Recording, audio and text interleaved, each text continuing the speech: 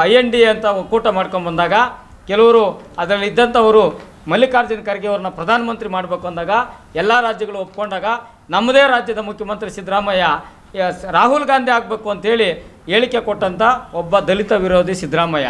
ಆ ಸಂವಿಧಾನವನ್ನು ಬದಲಾವಣೆ ಮಾಡಲಿಕ್ಕೆ ಬಂದಿದ್ದೀವಿ ಅಂತ ಹೇಳ್ತಾನೆ ಅವನು ಮುಟ್ಟಾಳ ಅನಂತಕುಮಾರ್ MP ಒಬ್ಬ.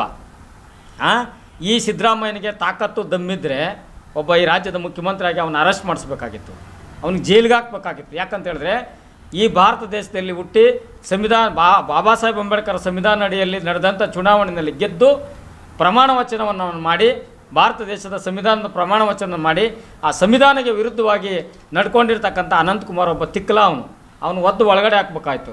ಆ ಯೋಗ್ಯತೆ ಇಲ್ಲ ಸಿದ್ದರಾಮಯ್ಯರಿಗೆ. ಇವರೆಲ್ಲ ಅವರು ಸಿದ್ದರಾಮಯ್ಯ ಕೂಡ ದಲಿತ ವಿರೋಧಿನೇ. ಇವತ್ತು ಕೇಡ್ರ್ ಬೇಸ್ ಪಕ್ಷ ನಮ್ಮ ಬಹುಜನ ಸಮಾಜ ಪಕ್ಷ ಇವತ್ತು ನಾನು ಆಗಲೇ ಹೇಳಿದಾಗೆ ಇಡೀ ಕಾಂಗ್ರೆಸ್ BJP ಎಲ್ಲರೂ ಕೂಡ ಭ್ರಷ್ಟತ್ರ ಹಣ ತಗೊಂಡು ಪಕ್ಷ ನಡೀತದೆ.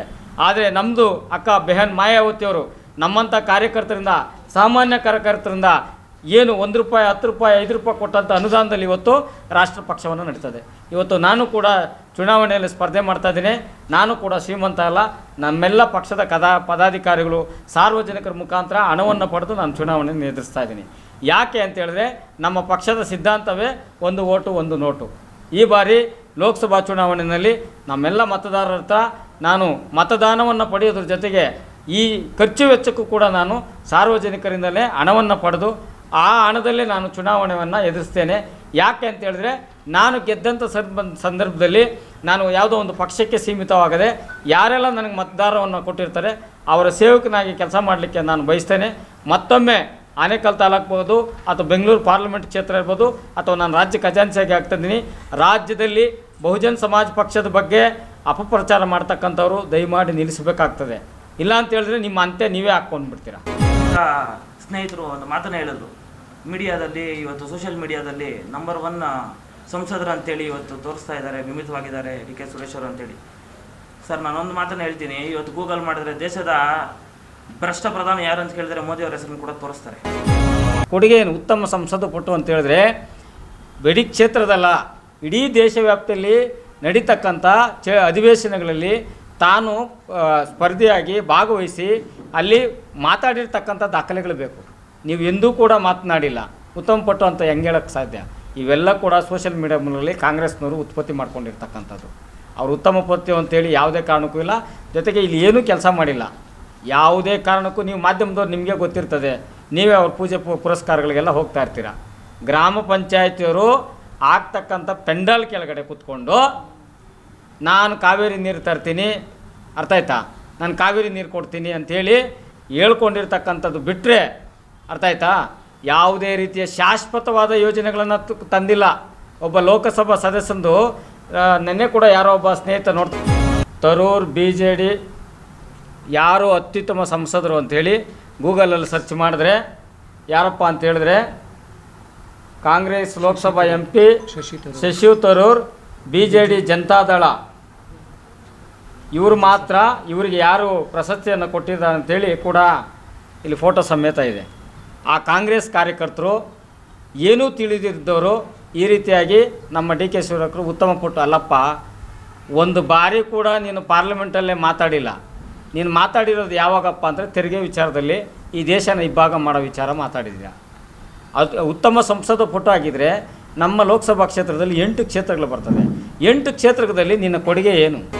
ಇವತ್ತು ನಾವು ಸಂವಿಧಾನವನ್ನು ಯಥಾವತ್ತಾಗಿ ಜಾರಿ ಮಾಡಬೇಕಂತೇಳಿ ಯಾವುದೇ ರಾಷ್ಟ್ರೀಯ ಪಕ್ಷಗಳ ಕೆಪಾಸಿಟಿ ಇಲ್ಲ. ಬಹುಜನ ಸಮಾಜ ಪಕ್ಷ ನಾವು ಇದನ್ನ ಜಾರಿ ಮಾಡಬೇಕಂತೇಳಿ ಒಂದು ದಿಟ್ಟ ಗುರಿಯನ್ನು ಇಟ್ಕೊಂಡೋಗಿರ್ತಕ್ಕಂಥವ್ರು. ಮನುಷ್ಯನಿಗೆ ಯಾವತ್ತು ಗುರಿ ಮುಖ್ಯ. ಇವತ್ತು ಯಾವ ಗುರಿಯನ್ನು ಇಟ್ಕೊಂಡು ಇವತ್ತು BJP ಆಗಲಿ ಕಾಂಗ್ರೆಸ್ ಆಗಲಿ ರಾಜಕೀಯ ಮಾಡ್ತಾ ಇದ್ದಾರೆ.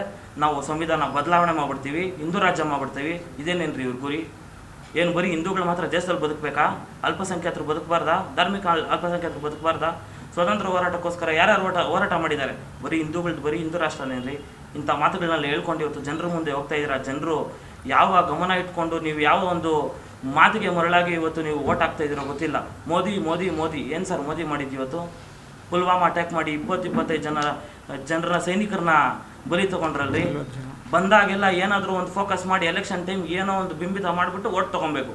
ಇದು ಇವ್ರ ಅಜೆಂಡಾ ಅಲ್ಲ ರೀ. ಈಗ ಉದಾಹರಣೆಗೆ ಒಂದು ಸರ್ಜಾಪುರದಲ್ಲಿ 10,000 ಓಟ್ ಇರ್ತದೆ. 10,000 ಓಟಲ್ಲಿ ಮೀಡಿಯಾದವ್ರು ಬಂದು 10 ಜನನ ಕೇಳ್ತಾರೆ. ನೀವು ಯಾವ ಪಕ್ಷಕ್ಕೆ ಓಟ್ ಹಾಕ್ತೀರಾ ಅಂತ. ಅವ್ರು ಕೇಳೋದು 10ರಿಂದ 20 ಜನ, ಅಲ್ಲಿ ಯಾವುದೋ ಒಂದು ಪಾರ್ಟಿಯವ್ರು ಇರ್ತಾರೆ. 10 ಜನ ಕೊಟ್ಟಿರೋದಿನ ನೀವು 10,000 ಜನ ಇದನ್ನೇ ಹಾಕ್ತಾರೆ ಅಂತೇಳಿ ಮಾಧ್ಯಮದಲ್ಲಿ ತೋರಿಸ್ತೀರಲ್ಲ, ನಿಮಗೆ ಮಾನ ಮರ್ಯಾದೆ ಆಗಲ್ಲ, ನಾಚಿಕೆ ಆಗಲ್ವಾ? ಅದಕ್ಕೆ ಈ ಸರ್ಕಾರ, ಚುನಾವಣೆ ಆಯೋಗ, ಹೈಕೋರ್ಟು, ಸುಪ್ರೀಂ ಕೋರ್ಟು ಈ ಮೀಡಿಯಾಗೂ ಕೂಡ ಕಡಿವಾಣ ಹಾಕಿ ಇದು ನಮ್ಮದು ಗುಪ್ತ ಮತದಾನ, ಇವ್ರಿಗೇನು ರೈಟ್ಸ್ ಇದೆ, ಮಾಧ್ಯಮದವ್ರಿಗೆ ಏನು ರೈಟ್ಸ್ ಇದೆ, ಇವರೇ ಗೆಲ್ತಾರೆ ಅಂತೇಳಿ ಹೇಳಲಿಕ್ಕೆ ನಿಮ್ಗೇನು ರೈಟ್ಸ್ ಇದೆ? ಇದು ಗುಪ್ತ ಮತದಾನ ರೀ. ನೀವು ಕೂಡ ಸಂವಿಧಾನ ವಿರೋಧಿ ಕೆಲಸವನ್ನು ಮಾಡ್ತಾ ಇದ್ದಾರೆ. ಈ ದಿನದ ಮಾಧ್ಯಮಗೋಷ್ಠಿಗೆ ಆಗಮಿಸಿರ್ತಕ್ಕಂಥ ತಾಲೂಕಿನ ಎಲ್ಲ ಮಾಧ್ಯಮದವರಿಗೆ ಹಾಗೂ ಪಕ್ಷದ ಜಿಲ್ಲೆ ಮತ್ತು ತಾಲೂಕಿನ ಎಲ್ಲ ಪದಾಧಿಕಾರಿಗಳಿಗೆ ತುಂಬ ಹೃದಯದ ಸ್ವಾಗತವನ್ನು ಕೋರ್ತಾ, ಇವತ್ತಿನ ಸುದ್ದಿಗೋಷ್ಠಿಯ ವಿಚಾರವೇನೆಂದರೆ, ಪ್ರಸ್ತುತ ಮುಂಬರ್ತಕ್ಕಂಥ 2024ರ ಲೋಕಸಭಾ ಚುನಾವಣೆಯಲ್ಲಿ ಬೆಂಗಳೂರು ಗ್ರಾಮಾಂತರ ಲೋಕಸಭಾ ಕ್ಷೇತ್ರದ ವತಿಯಿಂದ ಬಹುಜನ್ ಸಮಾಜ್ ಪಾರ್ಟಿ ವತಿಯಿಂದ ಈಗಾಗಲೇ ನಮ್ಮ ರಾಷ್ಟ್ರದ ಅಧಿನಾಯಕಿ ಬೆಹನ್ ಕುಮಾರಿ ಮಾಯಾವತಿಯವರ ಆದೇಶದಂತೆ ನನ್ನ ರಾಜ್ಯಾಧ್ಯಕ್ಷರು 2 ದಿನಗಳ ಹಿಂದೆ ಈ ರಾಜ್ಯದಲ್ಲಿ 25 ಕ್ಷೇತ್ರಗಳಿಗೆ ಬಹುಜನ್ ಸಮಾಜ್ ಪಾರ್ಟಿ ಅಭ್ಯರ್ಥಿಗಳನ್ನು ಘೋಷಣೆ ಮಾಡಿದ್ದಾರೆ. ಅದರಲ್ಲಿ ಬೆಂಗಳೂರು ಗ್ರಾಮಾಂತರದಲ್ಲಿ ಈ ಬಾರಿ ಪಕ್ಷದಲ್ಲಿ ನನಗೆ ಒಂದು ಅವಕಾಶವನ್ನು ಮಾಡಿಕೊಟ್ಟಿದ್ದಾರೆ ಮತ್ತೊಮ್ಮೆ. ಹಾಗಾಗಿ ಮಾಧ್ಯಮದ ಮುಖಾಂತರ ನಾನು ಮನವಿ ಮಾಡಿಕೊಳ್ಳೋದೇನೆಂದರೆ, ಈ ಭಾಗದಲ್ಲಿ ನಮ್ಮ ಬೆಂಗಳೂರು ಗ್ರಾಮಾಂತರ ಲೋಕಸಭಾ ಚುನಾವಣೆ ಹೇಗೆ ಅಂತ ಹೇಳಿದ್ರೆ, ಈ ಕ್ಷೇತ್ರ ನಗರ ಮತ್ತು ಗ್ರಾಮಾಂತರ ಪ್ರದೇಶವನ್ನು ಒಳಗೊಂಡಿರ್ತಂಥ ಕ್ಷೇತ್ರ ಆಗಿದೆ. ಈ ಕ್ಷೇತ್ರದಲ್ಲಿ ಕಾಂಗ್ರೆಸ್ಸು ಮತ್ತು BJP ಹಾಗೂ JDSಗೆ ಅಧಿಕಾರವನ್ನು ಕೊಟ್ಟಿದ್ದೀರಾ. ಒಮ್ಮೆ ಬಹುಜನ್ ಸಮಾಜ್ ಪಾರ್ಟಿಗೆ ಅಧಿಕಾರವನ್ನು ಕೊಡಬೇಕು ಅಂತೇಳಿ ಮಾಧ್ಯಮದ ಮುಖಾಂತರ ಎಲ್ಲ ಮತದಾರರಲ್ಲಿ ಮನವಿಯನ್ನು ಮಾಡ್ಕೊಳ್ತೇನೆ.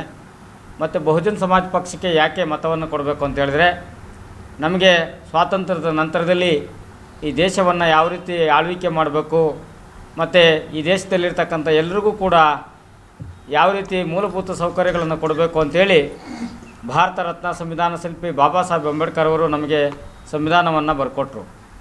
ಆದರೆ ನಮ್ಮನ್ನು ಆಳಿದಂಥ ಕಾಂಗ್ರೆಸ್ ಸರ್ಕಾರಗಳಿರ್ಬೋದು, BJP ಸರ್ಕಾರಗಳಿರ್ಬೋದು, ಸಂವಿಧಾನವನ್ನು ಯಥಾವತ್ತಾಗಿ ಜಾರಿಗೆ ತಂದಿಲ್ಲ. ಹಾಗಾಗಿ ಬಹುಜನ್ ಸಮಾಜ್ ಪಕ್ಷದ ಪ್ರಣಾಳಿಕೆಯೇ ಏನಪ್ಪ ಅಂತ ಹೇಳಿದ್ರೆ, ಸಂವಿಧಾನವನ್ನು ಯಥಾವತ್ತಾಗಿ ಜಾರಿಗೆ ತರಬೇಕು ಅಂತಕ್ಕಂಥ ನಿಟ್ಟಿನಲ್ಲಿ ನಮ್ಮ ಅಜೆಂಡನೇ ಸಂವಿಧಾನವನ್ನು ಯಥಾವತ್ತಾಗಿ ಜಾರಿಗೆ ತರಬೇಕು ಅಂತ. ಹಾಗಾಗಿ ಬಹುಜನ್ ಸಮಾಜ್ ಪಕ್ಷದ ಈ ಬಾರಿ ಯಾವುದೇ ರಾಷ್ಟ್ರದ ಯಾವುದೇ ಇತರೆ ಪಕ್ಷಗಳೊಂದಿಗೆ ಹೊಂದಾಣಿಕೆ ಮಾಡಿಕೊಳ್ದಿರ ಏಕಾಂಗಿಯಾಗಿ ಇಡೀ ಭಾರತ ದೇಶಾದ್ಯಂತ ಬಹುಜನ್ ಸಮಾಜ್ ಪಕ್ಷ ಆನೆ ಗುರುತಿನ ಏನು ಸ್ಪರ್ಧಾಳುಗಳು ಸ್ಪರ್ಧೆ ಮಾಡ್ತಾಯಿದ್ದಾರೆ. ಅದರಲ್ಲಿ ವಿಶೇಷವಾಗಿ ಬೆಂಗಳೂರು ಗ್ರಾಮಾಂತರದಲ್ಲಿ ಡಾಕ್ಟರ್ ಚಿನ್ನಪ್ಪ ಚಿಕ್ಕಾಗಡೆ ಆದ ನಾನು ಸ್ಪರ್ಧೆಯನ್ನು ಮಾಡ್ತಾಯಿದ್ದೇನೆ. ಈ ಭಾಗದಲ್ಲಿರ್ತಕ್ಕಂಥ BJP ಮತ್ತು ಕಾಂಗ್ರೆಸ್ನ ದುರಾಡಳಿತ ಇವತ್ತು ನಾವೆಲ್ಲರೂ ಕೂಡ ನೋಡಿದ್ದೇವೆ. ಇವತ್ತು ಕಾಂಗ್ರೆಸ್ ಸರ್ಕಾರ ದಲಿತ ವಿರೋಧಿ ಸರ್ಕಾರವಾಗಿ ಇವತ್ತು ನಡ್ಕೊಳ್ತಾ ಇದೆ. ವಿಶೇಷವಾಗಿ ನನ್ನೆಲ್ಲ ದಲಿತರು, ಹಿಂದುಳಿದರು, ಅಲ್ಪಸಂಖ್ಯಾತರ ಬಂಧುಗಳಲ್ಲಿ ಮನವಿ ಮಾಡ್ಕೊಳ್ಳೋದೇನೆಂದರೆ, ಇವತ್ತು ಸಿದ್ದರಾಮಯ್ಯನವ್ರ ಸರ್ಕಾರ 5 ಉಚಿತ ಭಾಗ್ಯಗಳನ್ನು ಕೊಟ್ಟು ಜನರನ್ನು ದಿಕ್ತಪ್ಪಿಸ್ತಕ್ಕಂಥ ಕೆಲಸವನ್ನು ಮಾಡ್ತಾಯಿದೆ. ಯಾವ ರೀತಿ ಅಂತೇಳಿದ್ರೆ, ಆ ಉಚಿತ ಭಾಗ್ಯಗಳಿಗೆ ದಲಿತರ ಹಣವನ್ನು ಉಪಯೋಗಿಸ್ಕೊಂಡು ದಲಿತರಿಗೆ ಸಂಪೂರ್ಣವಾಗಿ ಮೋಸ ಮಾಡಿರ್ತಕ್ಕಂಥ ಈ ಸಿದ್ದರಾಮಯ್ಯ ಸರ್ಕಾರವನ್ನು ನೀವು ಯಾವುದೇ ಕಾರಣಕ್ಕೂ ನಂಬಬಾರ್ದು. ಮತ್ತು ಅವ್ರು ಕೊಡ್ತಕ್ಕಂಥ 2,000 ಇರ್ಬೋದು, ಭಾಗ್ಯಜ್ಯೋತಿ ಯೋಜನೆಗಳಿರ್ಬೋದು, ಅವ್ಯಾವು ಕೂಡ ಸಿದ್ದರಾಮಯ್ಯನವರ ಸ್ವಂತ ಕಾಸಲ್ಲ ಅಥವಾ DK ಶಿವಕುಮಾರ್ ಅವರ ಸ್ವಂತ ಕಾಸಲ್ಲ. ನಾವುಗಳು ತೆರಿಗೆ ಕಟ್ತಕ್ಕಂಥ ಹಣದಲ್ಲಿ ಏನು ಆ ಬಡ್ಜೆಟನ್ನು, ಆ ತೆರಿಗೆ ಹಣದಲ್ಲಿ ಇವತ್ತು ಸಂಗ್ರಹವಾದ ಹಣವನ್ನು ಯಾವ ಸಮುದಾಯಕ್ಕೆ ಮೀಸಲಿಡಬೇಕೋ ಆ ಸಮುದಾಯದ ಹಣವನ್ನು ಈ ರೀತಿಯಾಗಿ ಬಿಟ್ಟಿ ಭಾಗ್ಯಗಳು ಕೊಟ್ಟು ಇವತ್ತು ಜನರನ್ನ ದಿಕ್ತಪ್ಪಿಸ್ತಕ್ಕಂಥ ಈ ಕಾಂಗ್ರೆಸ್ ಸರ್ಕಾರಕ್ಕೆ ನೀವುಗಳು ಯಾವುದೇ ಕಾರಣಕ್ಕೂ ಈ ಬಾರಿ ಮತವನ್ನು ಕೊಡಬಾರ್ದು. ಮತ್ತು ಈ ಭಾಗದಲ್ಲಿ 3 ಬಾರಿ ಗೆದ್ದಿರ್ತಕ್ಕಂಥ DK ಶಿವರೇಶ್ ಅವರ ಸಾಧನೆ ಶೂನ್ಯ. ನಿಮ್ಮ ಮಾಧ್ಯಮದವರೇ ನೀವೇ ಅರ್ಥ ಮಾಡ್ಕೋಬೇಕು. ಅವರು ಈ ಕ್ಷೇತ್ರದಲ್ಲಿ, ಆನೇಕಲ್ ಕ್ಷೇತ್ರದಲ್ಲಿ ಯಾವುದೇ ಒಂದು ಕೆಲಸ ಕೂಡ ಅವರು ಮಾಡಿಲ್ಲ. ಜೊತೆಗೆ ಲೋಕಸಭಾ ಕ್ಷೇತ್ರದ ವ್ಯಾಪ್ತಿಯಲ್ಲಿ ಬರ್ತಕ್ಕಂಥ 8 ವಿಧಾನಸಭಾ ಕ್ಷೇತ್ರಗಳಲ್ಲಿ ಶಾಶ್ವತವಾದ ಒಂದೇ ಒಂದು ಯೋಜನೆಯನ್ನು ಜಾರಿಗೆ ತಂದಿಲ್ಲ. ಯಾವುದೇ ಒಂದು ಶಾಶ್ವತ ಯೋಜನೆಯನ್ನು ಜಾರಿಗೆ ತಂದಿಲ್ಲ. ಆ ಮಾಡಿರ್ತಕ್ಕಂಥದ್ದು ಏನಪ್ಪ ಕೆಲಸ ಅಂತೇಳಿದ್ರೆ, ಗ್ರಾಮ ಪಂಚಾಯತಿಗಳು ಪೆಂಡಲ್ಗಳು ಹಾಕ್ಕೊಂಡು ಗ್ರಾಮ ಪಂಚಾಯತಿಗಳು ಅವರ ವರ್ಗ ಒಂದು ಮತ್ತು ಇತರ ಅನುದಾನದಲ್ಲಿ ಚರಂಡಿ ಕೆಲಸ ರಸ್ತೆ ಪೂಜೆಗಳಿಗೆ ಬಂದು ಪೂಜೆಗೆ ಭಾಗವಹಿಸಿರೋದನ್ನು ಬಿಟ್ಟು ಸ್ವತಃ ತಾನು ಗೆದ್ದಿರ್ತಕ್ಕಂಥ ಏನು ತನ್ನ MP ಏನು ಲೋಕಸಭಾ ನಿಧಿಯಲ್ಲಿ ಯಾವುದೇ ಕಾರಣಕ್ಕೂ ನಮ್ಮ ಈ ಕ್ಷೇತ್ರದ 8 ಕ್ಷೇತ್ರದ ವ್ಯಾಪ್ತಿಗಳಿಗೆ ಅನುದಾನವನ್ನು ಕೊಟ್ಟಿಲ್ಲ, ಅನುದಾನವನ್ನು ತಂದಿಲ್ಲ. ಜೊತೆಗೆ ಅವರು ಈ ಇತ್ತೀಚಿನ ದಿನಗಳಲ್ಲಿ ಪಾರ್ಲಿಮೆಂಟಲ್ಲಿ ಕಾಂಟ್ರವರ್ಸಿ ವಿಚಾರವನ್ನು ಮಾತಾಡಿದ್ದು ಬಿಟ್ಟರೆ ಈ ಕ್ಷೇತ್ರದ ಅಭಿವೃದ್ಧಿಗೆ ಯಾವುದೇ ರೀತಿಯ ಪೂರಕವಾದ ಯೋಜನೆಗಳನ್ನು ತಂದಿಲ್ಲ. ಹಾಗಾಗಿ ಈ ಕ್ಷೇತ್ರದಲ್ಲಿರ್ತಕ್ಕಂಥ 26 ಲಕ್ಷ ಮತದಾರರಲ್ಲಿ ಮಾಧ್ಯಮದ ಮುಖಾಂತರ ಮನವಿ ಮಾಡ್ಕೊಳ್ಳೋದೇನೆಂದರೆ, ಇವತ್ತು ಅವ್ರಿಗೆ ಅಧಿಕಾರ ಕೊಟ್ಟರೆ ಕಾಂಗ್ರೆಸ್ ಅವರು BJP ಅವ್ರನ್ನ ಬೈಯೋದು, BJP ಅವರು ಕಾಂಗ್ರೆಸ್ ಅವ್ರನ್ನ ಬೈಯೋದು, ಈ 2 ವಿಚಾರಗಳನ್ನು ಬಿಟ್ಟರೆ ಅವ್ರಿಗೇನು ಕೆಲಸನೇ ಇಲ್ಲ. ಹಾಗಾಗಿ ಬಹುಜನ ಸಮಾಜ ಪಕ್ಷಕ್ಕೆ ನಮಗೆ ಅಧಿಕಾರ ಕೊಟ್ಟರೆ ಸಂವಿಧಾನವನ್ನು ಯಥಾವತ್ತಾಗಿ ಜಾರಿಗೆ ಮಾಡ್ತಕ್ಕಂಥ ಸಂವಿಧಾನದಲ್ಲಿರ್ತಕ್ಕಂಥ ಕೆಲಸ ಕಾರ್ಯಗಳನ್ನು ಮಾಡಲಿಕ್ಕೆ ನಾವು ಭದ್ರಾಗಿರ್ತೇವೆ. ಹಾಗಾಗಿ ಎಲ್ಲ ಮತದಾರರು ನಮಗೆ ಈ ಬಾರಿ ಬಹುಜನ ಸಮಾಜ ಪಕ್ಷದ ಆನೆ ಗುರುತಿಗೆ ಮತದಾನವನ್ನು ಕೊಡಬೇಕು ಅಂತೇಳಿ ಮಾಧ್ಯಮದ ಮುಖಾಂತರ ಮನವಿ ಕೊಡ್ತಾನೆ. ಜೊತೆಗೆ ನನಗೆ ತುಂಬ ನೋವಿನ ವಿಚಾರ ಅಂತ ಹೇಳಿದ್ರೆ, ಇವತ್ತು ನೀವೆಲ್ಲ ಸಾಮಾಜಿಕ ಜಾಲತಾಣದ ಸಣ್ಣ ಪುಟ್ಟ ಮಾಧ್ಯಮಗಳು ಬಂದಿದ್ದಾರೆ. ಇವತ್ತು ಮಾಧ್ಯಮ ಕೂಡ ಭ್ರಷ್ಟಾಚಾರದಲ್ಲಿ ತೊಡಗಿದೆ. ಇವತ್ತು ದೇಶದಲ್ಲಿ ಅತಿ ದೊಡ್ಡ ರಾಷ್ಟ್ರೀಯ ಪಕ್ಷ ಬಹುಜನ ಸಮಾಜ ಪಕ್ಷ. ಇವತ್ತು ಈ ಪಕ್ಷವನ್ನು ಮಾಧ್ಯಮಗಳಲ್ಲಿ ತೋರಿಸಲಿಕ್ಕೆ ಮೀನಾಮೇಷ ಆಗ್ತದೆ, ನಾಚಿಕೆ ಆಗಬೇಕು ಮೀಡಿಯಾದವ್ರಿಗೆ. ಯಾಕೆ ಅಂತ ಹೇಳಿದ್ರೆ, ಇವತ್ತು 10 ಜನ 11 ಜನ ನಾವು ಪಾರ್ಲಿಮೆಂಟು ಮೆಂಬರ್ಗಳಿದ್ದೀವಿ. ಎಲ್ಲಿ ಬಹುಜನ ಸಮಾಜ ಪಾರ್ಟಿಯಿಂದ 11 ಜನ ಲೋಕಸಭಾ ಸದಸ್ಯರಿದ್ದರೂ ಕೂಡ ಯಾವುದೇ ದೊಡ್ಡ ಮಾಧ್ಯಮಗಳು ತೋರಿಸ್ತಾ ಇಲ್ಲ. 1-2 ಗೆದ್ದಿರ್ತಕ್ಕಂಥ ಪಕ್ಷಗಳನ್ನು ತೋರಿಸ್ತಿದ್ದಾರೆ. ಇವತ್ತು ಮಾಧ್ಯಮ 4ನೇ ಅಂಗ, ಕಾರ್ಯಾಂಗ, ನ್ಯಾಯಾಂಗ ಮತ್ತು ಶಾಸಕಾಂಗಗಳು ಮಾಡ್ತಕ್ಕಂಥ ಅನ್ಯಾಯದ ವಿರುದ್ಧವಾಗಿ ಸಮಾಜದಲ್ಲಿರ್ತಕ್ಕಂಥ ಅಂಕುಡೊಂಕುಗಳನ್ನು ಎತ್ತಿ ಹಿಡಿತಕ್ಕಂಥ ಮಾಧ್ಯಮ ಕೂಡ ಎಲ್ಲೋ ಒಂದು ಕಡೆ ಸೇಲಾಗಿದೆ ಅಂತಕ್ಕಂಥದ್ದನ್ನು ನೇರವಾಗಿ ಹೇಳ್ತಾ ಇದ್ದೀನಿ. ಜೊತೆಗೆ ಇವತ್ತು ನೋಡಿ, ಇಡೀ ಭಾರತ ದೇಶದಲ್ಲಿರ್ತಕ್ಕಂಥ 5 ರಾಷ್ಟ್ರೀಯ ಪಕ್ಷಗಳ ಪೈಕಿ ಇವತ್ತು ಚುನಾವಣಾ ಬಾಂಡು ಇವತ್ತು ಎಲ್ಲ ಕಡೆ ಸುಪ್ರೀಂ ಕೋರ್ಟ್ ಚಾರ್ಟಿಯನ್ನು ಬೀಸಿ ಇವತ್ತು ಎಲ್ಲ ಪಕ್ಷಗಳು ಭ್ರಷ್ಟಾಚಾರದಲ್ಲಿ ತೊಡಗಿದೆ. ಯಾವ ಪಕ್ಷ ಕೂಡ ಏನು ಈ ಮಾನ್ಯತೆ ಪಡೆದಿರ್ತಕ್ಕಂಥದ್ರಲ್ಲಿ BJP ಪಕ್ಷ ಸುಮಾರು 6061 ಕೋಟಿಯನ್ನು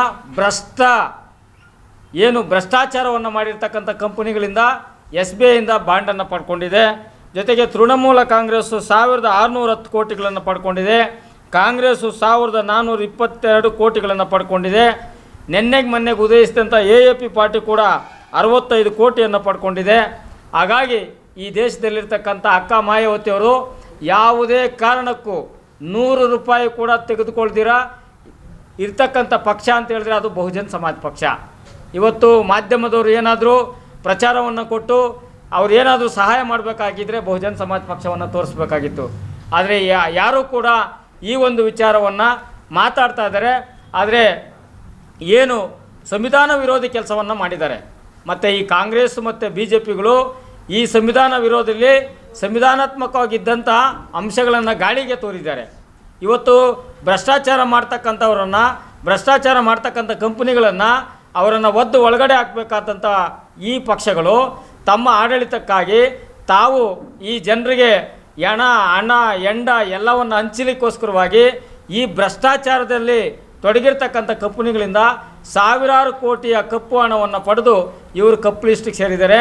ಚುನಾವಣಾ ಕಮಿಷನರು ಏನಾದರೂ ಅವರಿಗೆ ಸಾಮಾಜಿಕ ಕಳಕಳಿ ಇದ್ದರೆ ಇಂಥ ಭ್ರಷ್ಟ ಪಕ್ಷಗಳನ್ನು ಈ ಕೂಡಲೇ ವಜಾ ಮಾಡಬೇಕು, ಅವರ ಪಕ್ಷಗಳ ಮಾನ್ಯತೆಯನ್ನು ರದ್ದು ಮಾಡಬೇಕು. ಯಾಕಂತೇಳಿದ್ರೆ ಪ್ರಜಾಪ್ರಭುತ್ವದಲ್ಲಿ ಪ್ರಜೆಗಳಿಂದ ಆಯ್ಕೆ ಮಾಡ್ಕೊಂಡು ಬರ್ತಕ್ಕಂಥ ಈ ಏನು ಪ್ರತಿನಿಧಿಗಳಿರ್ತಾರೆ ಅವರು ಯಾವುದೇ ರೀತಿಯ ಭ್ರಷ್ಟಾಚಾರಕ್ಕೆ ಅವಕಾಶವನ್ನು ಮಾಡಬಾರ್ದಾಗಿತ್ತು. ಆದರೆ ಭ್ರಷ್ಟಾಚಾರದಲ್ಲಿ ತೊಡಗಿರ್ತಕ್ಕಂಥ ಕಾರ್ಖಾನೆ ಕಂಪನಿಗಳು ಇತರೆ ಮಾಲೀಕರಿಂದ ಹಣವನ್ನು ಪಡೆದು ಇವರು ಕೂಡ ಭ್ರಷ್ಟಾಚಾರದಲ್ಲಿ ತೊಡಗಿದ್ದಾರೆ. ಹಾಗಾಗಿ ಭ್ರಷ್ಟಾಚಾರ ಮುಕ್ತ ಪಕ್ಷ ಅಂತ ಹೇಳಿದ್ರೆ ಬಹುಜನ ಸಮಾಜ ಪಕ್ಷ. ಜೊತೆಗೆ ಬಹುಜನ ಸಮಾಜ ಪಕ್ಷ ಅಂತ ಹೇಳಿದ್ರೆ ಕೇವಲ ಒಂದೇ ವರ್ಗಲ್ಲ, ಬಹುಜನರು ಅಂದರೆ ಈ ದೇಶದಲ್ಲಿರ್ತಕ್ಕಂಥ 97% ಇರ್ತಕ್ಕಂಥ ಬಹುಜನರ ಸಮಾಜ ಪಕ್ಷ ಇದಾಗಿದೆ. ಹಾಗಾಗಿ ನಾನು ಇಲ್ಲಿ ಬಂದಿರತಕ್ಕಂಥ ನಿಮ್ಮ ಮಾಧ್ಯಮದವರಿಗೆ ನಾನು ತುಂಬ ಹೃದಯದ ವಂದನೆಗಳು ಸಲ್ಲಿಸ್ತಾ, ಯಾಕೆ ಅಂತ ಹೇಳಿದ್ರೆ ನಮ್ಮ ವಿಚಾರವನ್ನು ತಾವಾದರೂ ಕೂಡ ಬಂದು ಬಿತ್ತರಿಸಲಿಕ್ಕೆ ಬಂದಿರತಕ್ಕಂಥ ನಿಮಗೆ ನಮ್ಮ ಬಹುಜನ ಸಮಾಜ ಪಕ್ಷ ರಾಷ್ಟ್ರೀಯ ಮತ್ತು ರಾಜ್ಯ ಸಮಿತಿಯ ಮತ್ತು ತಾಲೂಕಿನ ಸಮಿತಿ ಪರವಾಗಿ ನಿಮ್ಮೆಲ್ಲರಿಗೂ ತುಂಬ ಹೃದಯದ ವಂದನೆಗಳನ್ನು ಸಲ್ಲಿಸ್ತಾ, ಈ ಒಂದು ಏನು ಪತ್ರಿಕಾಗೋಷ್ಠಿಯಲ್ಲಿ ಬಂದಿರತಕ್ಕಂಥ ಎಲ್ಲ ಮಾಧ್ಯಮದವರೆಗೂ ಮತ್ತೊಮ್ಮೆ ನಾನು ಕೈ ಮುಗಿದು ಕೇಳ್ಕೊಳ್ತಾ, ಈ ಬಾರಿ ಕಾಂಗ್ರೆಸ್, BJP, JDS ಪಕ್ಷಗಳಿಗೆ ನೀವು ಓಟನ್ನು ಕೊಟ್ಟಿದ್ದೀರ ಸಾರ್ವಜನಿಕರು. ಈ ಬಾರಿ ಬಹುಜನ್ ಸಮಾಜ್ ಪಕ್ಷಕ್ಕೆ ಆನೆ ಗುರುತಿಗೆ ನೀವು ಓಟ್ ಕೊಡಬೇಕು. ಆನೆ ಗುರುತಿಗೆ ಯಾಕೆ ಕೊಡಬೇಕು ಅಂತೇಳಿದ್ರೆ, ಈ ಬಹುಜನ್ ಸಮಾಜ್ ಪಕ್ಷ ಬಾಬಾ ಸಾಹೇಬ್ ಅಂಬೇಡ್ಕರ್ ಬರೆದಂಥ ಸಂವಿಧಾನದ ತತ್ವಗಳನ್ನು ಇಟ್ಕೊಂಡಿರ್ತಕ್ಕಂಥದ್ದು. ಪ್ರತಿನಿತ್ಯ ಬಾಬಾ ಸಾಹೇಬ್ ಅಂಬೇಡ್ಕರನ್ನು ಮನನ ಮಾಡ್ತಕ್ಕಂಥದ್ದು ಮತ್ತು ಅಂಬೇಡ್ಕರ್ ವಿಚಾರವನ್ನು ಹೇಳ್ತಕ್ಕಂಥದ್ದು ಯಾವುದಾದ್ರೂ ಪಕ್ಷ ಇದ್ದರೆ ಅದು ಬಹುಜನ್ ಸಮಾಜ್ ಪಕ್ಷ. ಇವತ್ತು ಕಾಂಗ್ರೆಸ್ಸು ಮತ್ತು BJP ದಳದಲ್ಲಿರ್ತಕ್ಕಂಥ ಭಾಳ ಜನ ಜೈ ಭೀಮ್ ಅಂತ ಹೇಳ್ತಾರೆ, ಅಂಬೇಡ್ಕರ್ ಅಂತ ಹೇಳ್ತಾರೆ. ಅವರೆಲ್ಲರಿಗೂ ನಾನು ತುಂಬುವುದಿದ ಮನವಿಯನ್ನು ಮಾಡಿಕೊಡ್ತೇನೆ. ಭಾಳಷ್ಟು ನೂರಾರು ಜನ, ಸಾವಿರಾರು ಜನ ಬೆಳಗ್ಗೆ ಆದರೆ ಸಂಜೆ ಆದರೆ ನೀಲಿ ಬಾವುಟಗಳು ಎತ್ಕೊಂಡು ಅಂಬೇಡ್ಕರ್ ಹೆಸರನ್ನು ಹೇಳ್ತಾ ಇದ್ದಾರೆ.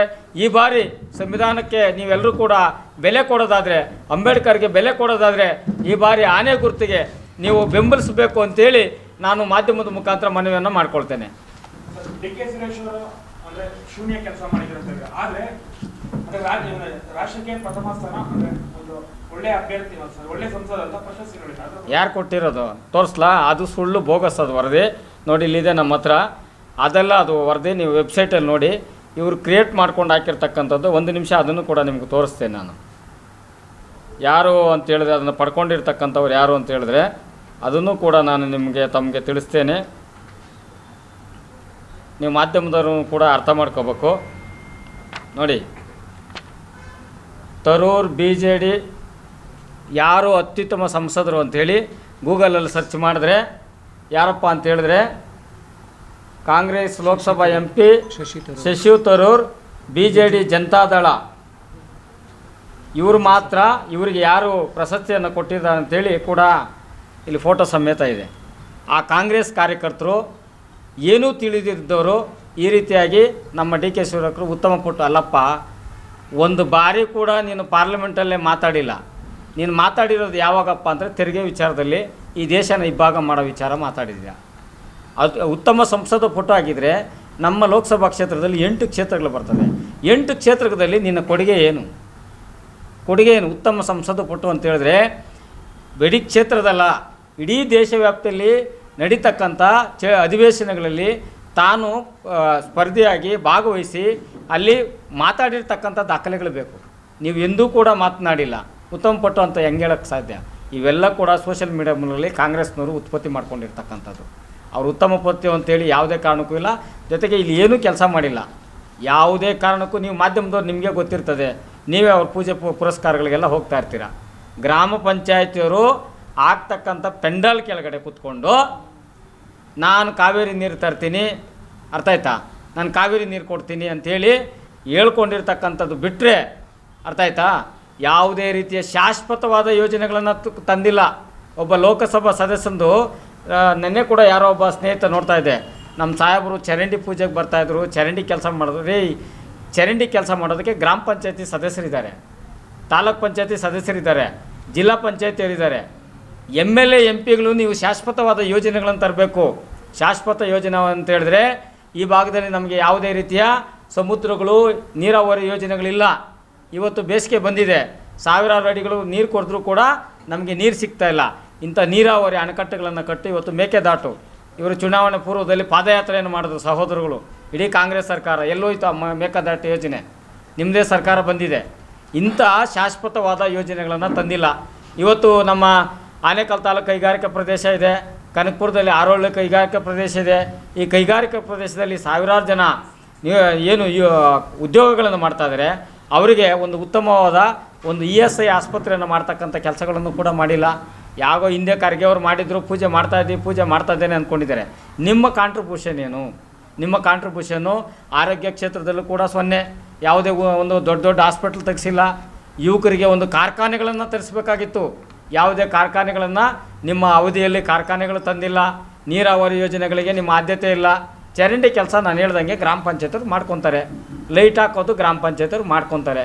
ಆ ಕೆಲಸ ಎಲ್ಲ ಮಾಡಬೇಕಾಗಿರೋದು MP ಅವ್ರದ್ದೇ ಆದ ಘನತೆ ಇರ್ತದೆ, ಅವ್ರದ್ದೇ ಆದ ವ್ಯಕ್ತಿ ಇರ್ತದೆ. ಹಾಗಾಗಿ ನೀವು ಅವರ ಬಣ್ಣದ ಮಾತುಗಳಿಗೆ, ಕಾಂಗ್ರೆಸ್ ಪಕ್ಷದ ಕಾರ್ಯಕರ್ತರು, ಅವ್ರ ಮುಖಂಡರುಗಳು ಹೇಳ್ತಕ್ಕಂಥ ಬಣ್ಣದ ಮಾತುಗಳಿಗೆ ಮತದಾರರು ಮರಳಾಗಬಾರ್ದು. ಇವತ್ತು ಮೋದಿ ಕೂಡ ಈ ದೇಶವನ್ನು ಜನತೆಯನ್ನು ಮೋಸ ಮಾಡಿದ್ದಾರೆ. ಅವರು ಈ ದೇಶದ ಜನರ ಹತ್ರ ಮೋಸ ಮಾಡಿದ್ದಾರೆ. ಇವತ್ತು ಭ್ರಷ್ಟ ಕಂಪನಿಗಳಿಂದ ಭ್ರಷ್ಟಾಚಾರ ಮಾಡ್ತಕ್ಕಂಥವ್ರು ಸಾವಿರಾರು ಕೋಟಿ ದೇಣಿಗೆ ಪಡ್ಕೊಂಡಿರೋದ್ರ ಜೊತೆಗೆ ಅವರು ಚುನಾವಣೆಗೆ ಮೊದಲು ಈ ಒಂದು ವರ್ಷಕ್ಕೆ 1 ಲಕ್ಷ ಕೋಟಿ ಯುವಕರಿಗೆ ಉದ್ಯೋಗ ಕೊಡ್ತೀನಿ ಅಂದರು. ಆ ಮಾತು ಕೂಡ ಅವರು ಮುರಿದಿದ್ದಾರೆ. ಮತ್ತು ಈ ಒಂದು ದೇಶದಲ್ಲಿ ಏನು ಇರ್ತಕ್ಕಂಥ ಹಿಂದೆ ಇದ್ದಂಥ ರಾಜಕಾರಣಿಗಳೆಲ್ಲ ಕಪ್ಪು ಹಣವನ್ನು ಬೇರೆ ಬೇರೆ ದೇಶಗಳಲ್ಲಿ ತಗೊಂಡೋಗಿ ಇಟ್ಕೊಂಡಿದ್ದಾರೆ. ಆ ಹಣವನ್ನೆಲ್ಲ ತೆಗೆದು ನಿಮ್ಮೆಲ್ಲರಿಗೂ ಅಕೌಂಟಿಗೆ 15 ಲಕ್ಷ ಹಾಕ್ತೀನಿ ಅಂತ ಹೇಳಿದ್ರು. 15 ರೂಪಾಯಿ ಕೂಡ ಹಾಕಿಲ್ಲ. ಇವತ್ತು ಇದ್ದಂಥ ಸರ್ಕಾರಿ ಸ್ವಾಮ್ಯಗಳನ್ನು, ಸರ್ಕಾರಿ ಕ್ಷೇತ್ರದಲ್ಲಿ ಇದ್ದಂಥ ಎಲ್ಲ ಸರ್ಕಾರಿ ಏನು ಸ್ವಾಮ್ಯಗಳನ್ನು ಖಾಸಗೀಕರಣ ಮಾಡ್ತಾಯಿದ್ದಾರೆ. ಇದು ಎಲ್ಲೋ ಒಂದು ಕಡೆ ಮೀಸಲಾತಿ ವಿರೋಧಿ ಕೆಲಸ. ಈ ಒಂದು ಸರ್ಕಾರಿ ಕೆಲಸಗಳಿದ್ದರೆ, ಸರ್ಕಾರಿ ಸಂಸ್ಥೆಗಳಿದ್ದರೆ ಮುಂದಿನ ದಿನಗಳಲ್ಲಿ ಇವರು ಮೀಸಲಾತಿ ಕೇಳ್ತಾಯಿದ್ದಾರೆ. ಮೀಸಲಾತಿಯನ್ನು ತಪ್ಪಿಸ್ಬೇಕಂದ್ರೆ ಖಾಸಗೀಕರಣ ಮಾಡಬೇಕು. ಸರ್ಕಾರಿ ಇಲಾಖೆಗಳಿದ್ದರೆ ನೀವು ಮೀಸಲಾತಿ ಅಂತ ಕೇಳ್ತೀರಾ, ಸರ್ಕಾರಿ ಇಲಾಖೆಗಳಿಲ್ಲ ಅಂತ ಹೇಳಿದ್ರೆ ನೀವು ಎಲ್ಲಿ ಕೇಳ್ತೀರಾ? ಹಾಗಾಗಿ ಮೋದಿ ಕೂಡ ಒಬ್ಬ ಭ್ರಷ್ಟರು, ಒಬ್ಬ ಇಡೀ ಭಾರತ ದೇಶದಕ್ಕೆ ಜನತೆಗೆ ಮಂಕುಬೂದಿಯನ್ನು ಎರಚಿರ್ತಕ್ಕಂಥವ್ರು. ಮತ್ತು ನೀವು ಮಾಧ್ಯಮದವರು ಅರ್ಥ ಮಾಡ್ಕೋಬೇಕು, 10 ವರ್ಷದಲ್ಲಿ ಎಂದೂ ಕೂಡ ಈ ರೀತಿಯಾಗಿ ಒಂದು ಪತ್ರಿಕೆಗೋಷ್ಠಿಯನ್ನು ಕರೆದು ನಾನು ಇಂಥ ಕೆಲಸ ಮಾಡಿದ್ದೀನಿ ಅಂತ ಹೇಳಿದ್ದಿಲ್ಲ. ಅದು ಅರ್ಥ ಆಯ್ತಾ? ಕ್ಯಾಸೆಟ್ ಮಾಡಿ ಬೇರೆ ಬೇರೆ ಯೋಜನೆಗಳನ್ನು ಹೇಳ್ತಾ ಇದ್ದಾರೆ. ಹಾಗಾಗಿ ಸಾಮಾನ್ಯ ಜನ ಅರ್ಥ ಮಾಡ್ಕೋಬೇಕು, ನಿಮ್ಮ ಒಂದು ಓಟು ಇಡೀ ದೇಶವನ್ನು ಆಳ್ತಾ ಇದೆ, ಒಂದೇ ಒಂದು ಓಟು. ಹಾಗಾಗಿ ಈ ಒಂದು ಸಂದರ್ಭದಲ್ಲಿ ಮತ್ತು ನಾನು ಮಾಧ್ಯಮದ ಮುಖಾಂತರ ಹೆಚ್ಚು ಜನ ಸೋಷಿಯಲ್ ಮೀಡಿಯಾದಲ್ಲಿ ಬಂದಿರೋದ್ರಿಂದ ನನ್ನೊಂದು ಮನವಿ ಏನಪ್ಪ ಅಂತ ಹೇಳಿದ್ರೆ, ಬಹುಜನ್ ಸಮಾಜ್ ಪಕ್ಷ ಕೂಡ ಒಂದು ರಾಷ್ಟ್ರೀಯ ಪಕ್ಷ. ಈ ಆನೇಕಲ್ ಕ್ಷೇತ್ರದಲ್ಲಿ ಬಹುಜನ್ ಸಮಾಜ್ ಪಕ್ಷ ಭಾಳ ಬಲಿಷ್ಠವಾಗಿತ್ತು. ಆ ಬಲಿಷ್ಠವಾಗಿದ್ದಾಗ ಪ್ರತಿ ಚುನಾವಣೆಯಲ್ಲಿ ಒಂದಷ್ಟು ಕಾರ್ಯಕರ್ತರು ಬಹುಜನ್ ಸಮಾಜ್ ಪಕ್ಷಕ್ಕೆ ಬರ್ತಕ್ಕಂಥದ್ದು ಮತ್ತು ಬಿಟ್ಟೋಗ್ತಕ್ಕಂಥದ್ದು ಬೇರೆ ಬೇರೆ ಕಡೆ ಇದ್ದಾರೆ. ನಾನು ಬಿಟ್ಟೋಗಿರೋರಿಗೂ ಕೂಡ ನಿಮ್ಮಲ್ಲಿ ಮನವಿ ಮಾಡ್ಕೊಳ್ತೇನೆ, ನೀವು ಆನೆ ಗುರುತು ವೋಟ್ ಮಾಡಿ. ಇಲ್ಲ ಅಂತ ಹೇಳಿದ್ರೆ ನೀವು ಯಾವುದೋ ಚಮಚಾಗಿರಿಗೆ ಆ ಕಾಂಗ್ರೆಸ್ಗೆ BJPಗೆ ಮಾಡ್ತೀರಂದರೆ ಚಮಚಾಗಿರಿ ಮಾಡ್ಕೊಂಡಿರಿ. ಆದರೆ ಬಹುಜನ್ ಸಮಾಜ್ ಪಕ್ಷವನ್ನು ಹೇಳ್ಕೊಂಡು ನಿಮ್ಮ ಹೊಟ್ಟೆಪಾಡನ್ನು ತುಂಬಿಸ್ಕೊಳಕ್ಕೆ ಹೋಗಬೇಡಿ. ಅದು ಬಾಬಾ ಸಾಹೇಬ್ ಅಂಬೇಡ್ಕರು ಮತ್ತು ಕಾಂಶಿರಾಮ್ಗೆ ಮಾಡಿದ ಅನ್ಯಾಯ ಆಗ್ತದೆ. ನೀವು ಇಲ್ಲಿ ತಿಂದಿದ್ದೀರಾ, ಇಲ್ಲಿ ಕುಡ್ದಿದ್ದೀರಾ, ಇಲ್ಲೆಲ್ಲ ಬೆಳಕಿಗೆ ಬಂದಿದ್ದೀರಾ. ನಿಮಗೆ ಏನಾದರೂ ಕಿಂಚಿತ್ತು ಸ್ವಾಭಿಮಾನ ಅನ್ನೋದಿದ್ದರೆ ನೀವು ಈ ಬಾಬಾ ಸಾಹೇಬ್ ಅಂಬೇಡ್ಕರ್ ರಕ್ತದ ಅನುಯಾಯಿಗಳಾಗಿದ್ದರೆ ಎಂದೂ ಕೂಡ ಬಹುಜನ್ ಸಮಾಜ್ ಪಕ್ಷದ ಬಗ್ಗೆ ಅಥವಾ ನಮ್ಮಗಳ ಬಗ್ಗೆ ಅಪಪ್ರಚಾರವನ್ನು ಮಾಡೋಕ್ಕೆ ಹೋಗಬೇಡಿ. ಇವತ್ತು ಕೇಡ್ರ್ ಬೇಸ್ ಪಕ್ಷ ನಮ್ಮ ಬಹುಜನ್ ಸಮಾಜ್ ಪಕ್ಷ. ಇವತ್ತು ನಾನು ಆಗಲೇ ಹೇಳಿದಾಗೆ ಇಡೀ ಕಾಂಗ್ರೆಸ್ಸು BJP ಎಲ್ಲರೂ ಕೂಡ ಭ್ರಷ್ಟತ್ರ ಹಣ ತಗೊಂಡು ಪಕ್ಷ ನಡೀತದೆ. ಆದರೆ ನಮ್ಮದು ಅಕ್ಕ ಬೆಹನ್ ಮಾಯಾವತಿಯವರು ನಮ್ಮಂಥ ಕಾರ್ಯಕರ್ತರಿಂದ, ಸಾಮಾನ್ಯ ಕಾರ್ಯಕರ್ತರಿಂದ ಏನು 1 ರೂಪಾಯಿ, 10 ರೂಪಾಯಿ, 5 ರೂಪಾಯಿ ಕೊಟ್ಟಂಥ ಅನುದಾನದಲ್ಲಿ ಇವತ್ತು ರಾಷ್ಟ್ರ ಪಕ್ಷವನ್ನು ನಡೀತದೆ. ಇವತ್ತು ನಾನು ಕೂಡ ಚುನಾವಣೆಯಲ್ಲಿ ಸ್ಪರ್ಧೆ ಮಾಡ್ತಾಯಿದ್ದೀನಿ. ನಾನು ಕೂಡ ಶ್ರೀಮಂತ ಅಲ್ಲ. ನಮ್ಮೆಲ್ಲ ಪಕ್ಷದ ಪದಾಧಿಕಾರಿಗಳು ಸಾರ್ವಜನಿಕರ ಮುಖಾಂತರ ಹಣವನ್ನು ಪಡೆದು ನಾನು ಚುನಾವಣೆಯನ್ನು ಎದುರಿಸ್ತಾ ಇದ್ದೀನಿ. ಯಾಕೆ ಅಂತ ಹೇಳಿದ್ರೆ ನಮ್ಮ ಪಕ್ಷದ ಸಿದ್ಧಾಂತವೇ 1 ಓಟು 1 ನೋಟು. ಈ ಬಾರಿ ಲೋಕಸಭಾ ಚುನಾವಣೆಯಲ್ಲಿ ನಮ್ಮೆಲ್ಲ ಮತದಾರರ ಹತ್ರ ನಾನು ಮತದಾನವನ್ನು ಪಡೆಯೋದ್ರ ಜೊತೆಗೆ ಈ ಖರ್ಚು ವೆಚ್ಚಕ್ಕೂ ಕೂಡ ನಾನು ಸಾರ್ವಜನಿಕರಿಂದಲೇ ಹಣವನ್ನು ಪಡೆದು ಆ ಹಣದಲ್ಲೇ ನಾನು ಚುನಾವಣೆಯನ್ನು ಎದುರಿಸ್ತೇನೆ. ಯಾಕೆ ಅಂತ ಹೇಳಿದ್ರೆ ನಾನು ಗೆದ್ದಂಥ ಸಂದರ್ಭದಲ್ಲಿ ನಾನು ಯಾವುದೋ ಒಂದು ಪಕ್ಷಕ್ಕೆ ಸೀಮಿತವಾಗದೆ ಯಾರೆಲ್ಲ ನನಗೆ ಮತದಾರವನ್ನು ಕೊಟ್ಟಿರ್ತಾರೆ ಅವರ ಸೇವಕನಾಗಿ ಕೆಲಸ ಮಾಡಲಿಕ್ಕೆ ನಾನು ಬಯಸ್ತೇನೆ. ಮತ್ತೊಮ್ಮೆ ಆನೇಕಲ್ ತಾಲೂಕು ಅಥವಾ ಬೆಂಗಳೂರು ಪಾರ್ಲಿಮೆಂಟ್ ಕ್ಷೇತ್ರ ಇರ್ಬೋದು ಅಥವಾ ನಾನು ರಾಜ್ಯ ಖಜಾಂಚಿಯಾಗಿ ಆಗ್ತಾಯಿದ್ದೀನಿ. ರಾಜ್ಯದಲ್ಲಿ ಬಹುಜನ್ ಸಮಾಜ್ ಪಕ್ಷದ ಬಗ್ಗೆ ಅಪಪ್ರಚಾರ ಮಾಡ್ತಕ್ಕಂಥವ್ರು ದಯಮಾಡಿ ನಿಲ್ಲಿಸಬೇಕಾಗ್ತದೆ. ಇಲ್ಲ ಅಂತ ಹೇಳಿದ್ರೆ ನಿಮ್ಮ ಅಂತ್ಯ ನೀವೇ ಹಾಕ್ಕೊಂಡ್ಬಿಡ್ತೀರ. ನೀವು ತೋಡ್ಕೊಂಡು ಇವತ್ತು ಭಾಳ ಜನ ದೊಡ್ಡ ದೊಡ್ಡ ನಾಯಕರುಗಳು ಬಹುಜನ್ ಸಮಾಜ್ ಪಕ್ಷದಲ್ಲಿದ್ದಾಗ ರಾಜಮರ್ಯಾದೆ ಇತ್ತು. ಇವತ್ತು ಅವರು ಹೋಗ್ಬಿಟ್ಟು ಗುಲಾಮ್ಗಿರಿ ಮಾಡಿಕೊಂಡು ಬೇರೆ ಪಕ್ಷಗಳಲ್ಲಿ ಇಂದಿಗೂ ಕೂಡ ಕಳ್ತನದಲ್ಲಿ BSP ಹೆಸರು ಹೇಳ್ತಾರೆ. ಇವತ್ತು ಕೂಡ ಭಾಳ ಸರ್ಕಾರಿ ಕಚೇರಿಗಳಲ್ಲಿ BSP ಹೆಸರನ್ನು ಹೇಳ್ತಾರೆ. ಹಾಗಾಗಿ ನಿಮಗೆ ಏನಾದರೂ ಸಾಮಾಜಿಕ ಕಳಕಳಿದ್ದರೆ BSPಗೆ ವೋಟ್ ಹಾಕಿ. ಇಲ್ವಾ ನೀವು ಚಮಚಾಗಿರಿ ಮಾಡೋಕ್ಕೆ ಹೋಗಿರ್ತಕ್ಕಂಥ ಪಕ್ಷದ ಬಗ್ಗೆ ನೀವಿರಿ.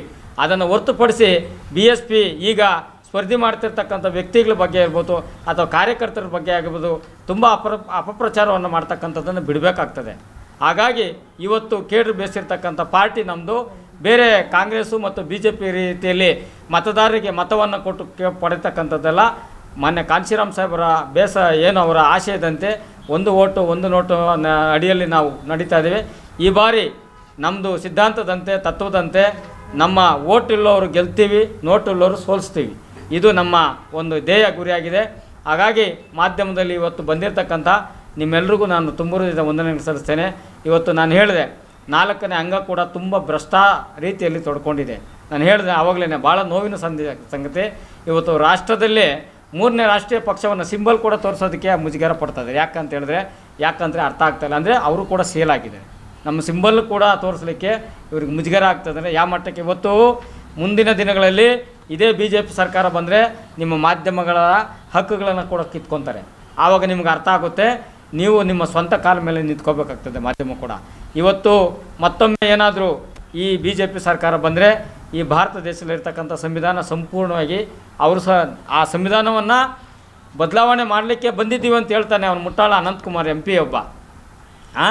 ಈ ಸಿದ್ದರಾಮಯ್ಯನಿಗೆ ತಾಕತ್ತು ದಮ್ಮಿದ್ರೆ ಒಬ್ಬ ಈ ರಾಜ್ಯದ ಮುಖ್ಯಮಂತ್ರಿಯಾಗಿ ಅವನು ಅರೆಸ್ಟ್ ಮಾಡಿಸ್ಬೇಕಾಗಿತ್ತು, ಅವ್ನಿಗೆ ಜೈಲಿಗೆ ಹಾಕ್ಬೇಕಾಗಿತ್ತು. ಯಾಕಂತ ಹೇಳಿದ್ರೆ ಈ ಭಾರತ ದೇಶದಲ್ಲಿ ಹುಟ್ಟಿ ಸಂವಿಧಾನ ಬಾಬಾ ಸಾಹೇಬ್ ಅಂಬೇಡ್ಕರ್ ಸಂವಿಧಾನ ಅಡಿಯಲ್ಲಿ ನಡೆದಂಥ ಚುನಾವಣೆಯಲ್ಲಿ ಗೆದ್ದು ಪ್ರಮಾಣ ವಚನವನ್ನು ಮಾಡಿ ಭಾರತ ದೇಶದ ಸಂವಿಧಾನದ ಪ್ರಮಾಣ ವಚನ ಮಾಡಿ ಆ ಸಂವಿಧಾನಕ್ಕೆ ವಿರುದ್ಧವಾಗಿ ನಡ್ಕೊಂಡಿರ್ತಕ್ಕಂಥ ಅನಂತಕುಮಾರ್ ಒಬ್ಬ ತಿಕ್ಕಲ ಅವನು ಒದ್ದು ಒಳಗಡೆ ಹಾಕ್ಬೇಕಾಯ್ತು. ಆ ಯೋಗ್ಯತೆ ಇಲ್ಲ ಸಿದ್ದರಾಮಯ್ಯರಿಗೆ. ಇವರೆಲ್ಲ ಅವರು ಸಿದ್ದರಾಮಯ್ಯ ಕೂಡ ದಲಿತ ವಿರೋಧಿನೇ. ಈ ದೇಶದಲ್ಲಿ ರಾಜ್ಯದಲ್ಲಿ ಇವತ್ತು 1 ಕೋಟಿಗೆ ಅಧಿಕ ದಲಿತರಿದ್ದಾರೆ ಅಂತ ಹೇಳ್ತಾರೆ. ಆದರೆ ಇಂದಿಗೂ ಕೂಡ ಈ ರಾಜ್ಯದಲ್ಲಿ ದಲಿತ ಮುಖ್ಯಮಂತ್ರಿ ಮಾಡಲಿಕ್ಕೆ ಅವಕಾಶ ಇಲ್ಲ.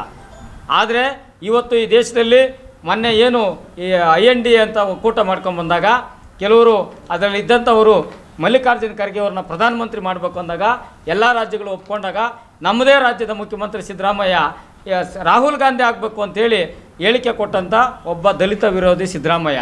ಈ ಪಕ್ಷದಲ್ಲಿರ್ತಕ್ಕಂಥ ಕಾಂಗ್ರೆಸ್ನಲ್ಲಿರ್ತಕ್ಕಂಥವ್ರು ಅರ್ಥ ಮಾಡ್ಕೋಬೇಕು. ನೀವು ಮಾತಾಡ್ತಾರೆ, ನಮ್ಮಪ್ಪ ಕಾಂಗ್ರೆಸ್ ಬಗ್ಗೆ ಭಾಳ ಮಾತಾಡ್ತೀರಾ.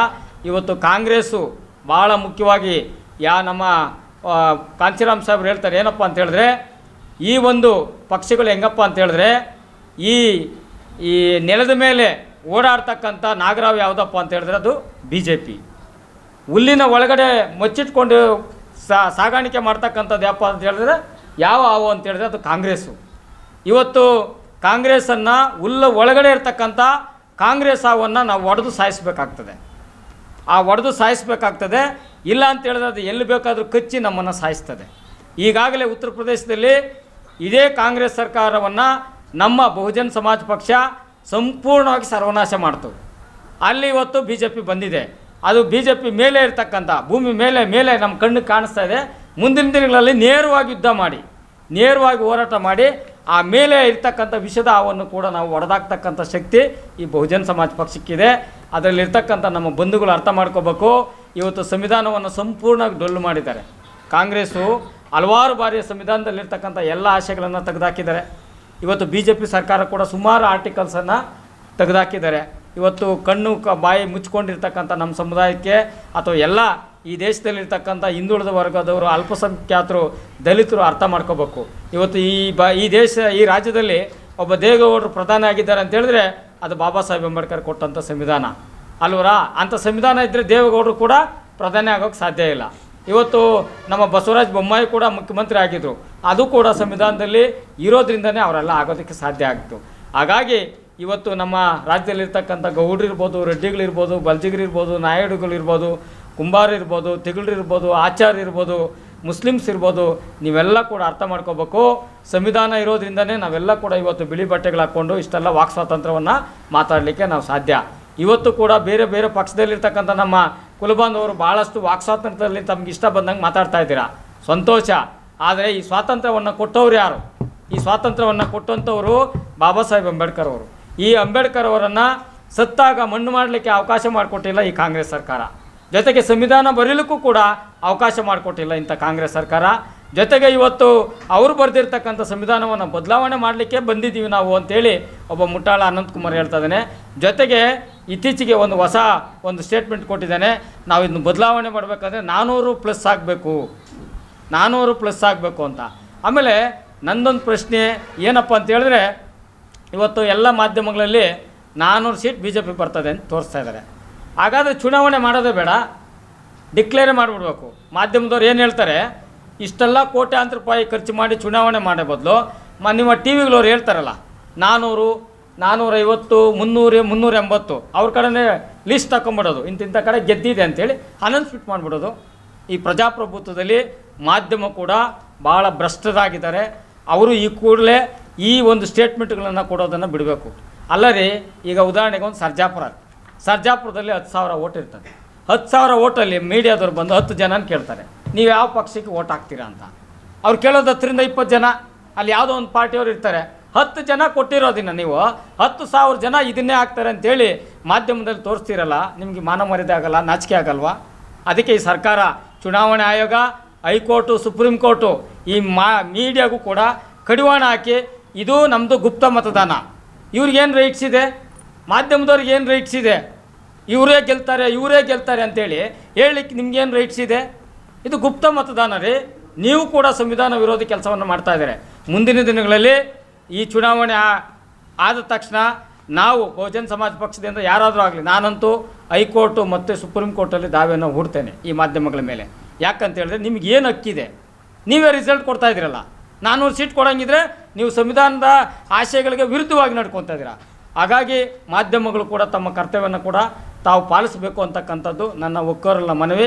ಇವತ್ತು ನನಗೆ ಭಾಳ ನೋವಿನಿಂದ ನಾನು ಮಾತಾಡ್ತಾ ಇದ್ದೀನಿ. ಯಾಕಂತ ಹೇಳಿದ್ರೆ ಈ ದೇಶದಲ್ಲಿರ್ತಕ್ಕಂಥ ಒಬ್ಬ ಶೋಷಿತರ ಸಮುದಾಯ, ಈ ಬಹುಜನರಿಗೆ ಇರ್ತಕ್ಕಂಥ ಒಂದು ಪಕ್ಷದ ಅವರು ಗೆದ್ದಿಲ್ಲ ಅಂದರೆ ಪರವಾಗಿಲ್ಲ, 12 ಜನ MP ಗಳಿದ್ದರೂ ಕೂಡ ನೀವು ತೋರಿಸಲ್ಲ ಅಂತ ಹೇಳಿದ್ರೆ, ಇವತ್ತು ಈ ರಾಜ್ಯದಲ್ಲಿ 28 ಕ್ಷೇತ್ರದಲ್ಲಿ 25 ಕಡೆ ನಾವು ಹಾಕ್ತಾಯಿದ್ವಿ, ಎಲ್ಲೂ ಕೂಡ ನೀವು ತೋರಿಸಲಿಕ್ಕೆ ಹಿಂಜರಿತಾ ಇದ್ರೆ ಅಂದರೆ ನಿಮ್ಮ ಮಾಧ್ಯಮ ಕೂಡ ಸೇಲ್ ಆಗಿದೆ.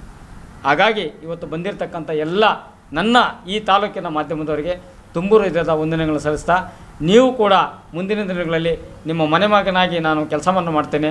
ನೀವು ಕೂಡ ನನಗೆ ಸಂಪೂರ್ಣವಾಗಿ ಸಹಕಾರವನ್ನು ಮಾಡಬೇಕಾಗ್ತದೆ. ಈ ಚುನಾವಣೆ ಸಂದರ್ಭದಲ್ಲಿ ನನ್ನ ನಿಮ್ಮೆಲ್ಲರ ಸಹಕಾರ ಮಾಡಬೇಕಾಗ್ತದೆ. ಜೊತೆಗೆ ನಾನು ಕೂಡ ಎಲ್ಲಾದರೂ ಒಂದು ಸಣ್ಣ ಪುಟ್ಟ ತಪ್ಪುಗಳನ್ನು ಮಾಡಿದಾಗ ನಿಮ್ಮ ಮಾಧ್ಯಮ, ಯಾಕಂದರೆ ನೀವೆಲ್ಲರೂ ನನ್ನ ಸಹೋದರರು, ಈ ರೀತಿಯಾಗಿ ನಿಂತ ಕಡೆ ತಪ್ಪು ಮಾಡ್ತಾ ಇದೆಯಾ, ಇದು ನಿಮ್ಮ ಹೇಳಿಕೆ ಸರಿಯಿಲ್ಲ, ಇದನ್ನು ನೀವು ತಿದ್ದುಕೊಂಡಬೇಕು ಅಂದಾಗ ನಾನು ನಿಮ್ಮ ಮಾತುಗಳಿಗೆ ನಾನು ಮನ್ನಣೆಯನ್ನು ಕೊಡ್ತೇನೆ. ಮತ್ತು ನಿಮ್ಮಗಳ ಆಶೀರ್ವಾದ ಮತ್ತು ನಿಮ್ಮ ಸಹಕಾರ, ನಿಮ್ಮ ಬೆಂಬಲ ನನಗೆ ಸಂಪೂರ್ಣವಾಗಿ ಬೇಕು. ನಾನೀಗಾಗಲೇ ಬೇರೆ ಬೇರೆ ತಾಲೂಕುಗಳಲ್ಲಿ ನಾನು ಹೊರಲಿಕ್ಕಿದ್ದೇನೆ. ನನ್ನ ಸ್ವಕ್ಷೇತ್ರದಲ್ಲಿ ಮೊದಲು ಮಾಧ್ಯಮ ಗೋಷ್ಠಿಯನ್ನು ಕರೆದು ನನ್ನೆಲ್ಲ ಮಾಧ್ಯಮ ಮಿತ್ರರಲ್ಲಿ ನನ್ನೆಲ್ಲ ಅನಿಸಿಕೆಗಳನ್ನು ಹಂಚಿಕೊಂಡು, ಮತ್ತು ಈ ಒಂದು ಘೋಷಣೆ ಆಗಿರ್ತಕ್ಕಂಥದ್ದು ನನ್ನ ತಾಲೂಕಿಂದನೇ ಆಗಲಿ ಅಂತಕ್ಕಂಥದ್ದಲ್ಲಿ ನಾನು ನಿಮ್ಮನ್ನೆಲ್ಲ ಕರೆದಿದ್ದೀನಿ. ನನ್ನೆಲ್ಲ ಕರೆಗೆ ಬಂದಿರತಕ್ಕಂಥ ಎಲ್ಲ ಮಾಧ್ಯಮದವರೆಗೂ ನಾನು ಭೀಮವಂದನೆಗಳನ್ನು ಸಲ್ಲಿಸ್ತೇನೆ. ಜೈ ಭೀಮ್. ಬಹುಜನ ಸಮಾಜ ಪಕ್ಷ ಈ ದೇಶದಲ್ಲಿ ರಾಷ್ಟ್ರ ಮಟ್ಟದಲ್ಲಿ 3ನೇ ಸ್ಥಾನವನ್ನು ಹೊಂದಿದೆ. ಬಹಳ ದೊಡ್ಡ 3ನೇ ರಾಷ್ಟ್ರೀಯ ಪಕ್ಷ ಆಗಿದ್ದು, ಈ ದೇಶದಲ್ಲಿ ಎಲ್ಲ ಭಾಗಗಳಿಂದಲೂ ಕೂಡ MLA ಆಗಲಿ ಅಥವಾ ಪಾರ್ಲಿಮೆಂಟ್ ಸದಸ್ಯತ್ವಕ್ಕಾಗಲಿ ಸ್ಪರ್ಧೆ ಮಾಡ್ತಾ ಇದೆ. ಇದು ದೇಶದ ಎಲ್ಲರಿಗೂ ಕೂಡ ಗೊತ್ತಿದೆ. ಸರ್ಕಾರನೂ ಕೂಡ ಅವರಿಗೆ ರಾಷ್ಟ್ರೀಯ ಪಕ್ಷ ಅನ್ನೋದಕ್ಕೆ ಒಂದು ಕಚೇರಿಗಳನ್ನು ಕೂಡ ಕೊಟ್ಟಿದೆ. ಡೆಲ್ಲಿ ಹೆಡ್ ಕ್ವಾರ್ಟರಲ್ಲಿ ಎಲ್ಲ ಕೊಟ್ಟಿದೆ. ಇದನ್ನೆಲ್ಲ ಗಮನಿಸಿ ಮೀಡಿಯಾದವರು ಕೂಡ ಹೆಚ್ಚಿಗೆ ಇದನ್ನು ನೀವು ರಾಷ್ಟ್ರೀಯ ಪಕ್ಷ ಅಂತ ಗುರುತಿಸಬೇಕು. ಇದೊಂದು ಪ್ರಾದೇಶಿಕ ಪಾರ್ಟಿನೂ ಅನ್ನೋ ರೀತಿ ಅದಕ್ಕಿಂತ ಕಡೆಯ ರೀತಿಯಲ್ಲಿ ಕೂಡ ನೀವು ಕಡೆಗಣಿಸ್ತಾ ಇದ್ದೀರಿ. ಇದು ದುರಂತ. ಇದು ಇನ್ನು ಮುಂದೆ ಆ ಥರ ಆಗಬಾರ್ದು ಅಂತ ನಾನು ಈ ಮೂಲಕ ನಿಮಗೆ ತಿಳಿಸ್ತಾ, ನಾವು ಕೂಡ ಕರ್ನಾಟಕ ರಾಜ್ಯದಲ್ಲಿ 5 ವಿಭಾಗಗಳಾಗಿ ಮಾಡಿಕೊಂಡು ನಾವು ಕೂಡ ಈಗಾಗಲೇ ವಿಭಾಗ ಮಟ್ಟದಲ್ಲಿ ಸಮಾವೇಶಗಳನ್ನು ನಡೆಸಿದ್ದೀರಿ. ಏನೋ ಸಂವಿಧಾನ ರಕ್ಷಿಸೋಣ, ಸಂವಿಧಾನ ಸಂರಕ್ಷಣೆ ಮತ್ತು ಸಂಪೂರ್ಣ ಜಾರಿಗಾಗಿ ಬಹುಜನರ ನಡೆಗೆ ಪಾರ್ಲಿಮೆಂಟ್ ಕಡೆಗೆ ಅನ್ನೋ ಒಂದು ಸಮಾವೇಶನ 5 ವಿಭಾಗಗಳಲ್ಲಿ ಕೂಡ ನಾವು ನಡೆಸಿದ್ದೀರಿ. ಅನಂತರ ಚುನಾವಣೆ ಕೂಡ ನಾವು ಈಗಾಗಲೇ 26 ಕ್ಷೇತ್ರಗಳಲ್ಲಿ ಅಭ್ಯರ್ಥಿಗಳನ್ನು ಗುರುತಿಸಿ ಈಗಾಗಲೇ ಸ್ಪರ್ಧೆ ಮಾಡುವ ಒಂದು ಇದರಲ್ಲಿ ಇದೆ. ಅದರ ಕಾರ್ಯಪ್ರವರ್ತನೆ ನಡೀತಾ ಇದೆ. ಈ ನಿಟ್ಟಿನಲ್ಲಿ ಇರುವಾಗ ನಾವು ಪ್ರತಿ ಎಲೆಕ್ಷನ್ಗೂ ಕೂಡ ನಾವು ಬಹುಜನ ಸಮಾಜದಿಂದ ಸ್ಪರ್ಧೆ ಮಾಡ್ತಾನೆ ಬರ್ತಾಯಿದ್ದೀರಿ.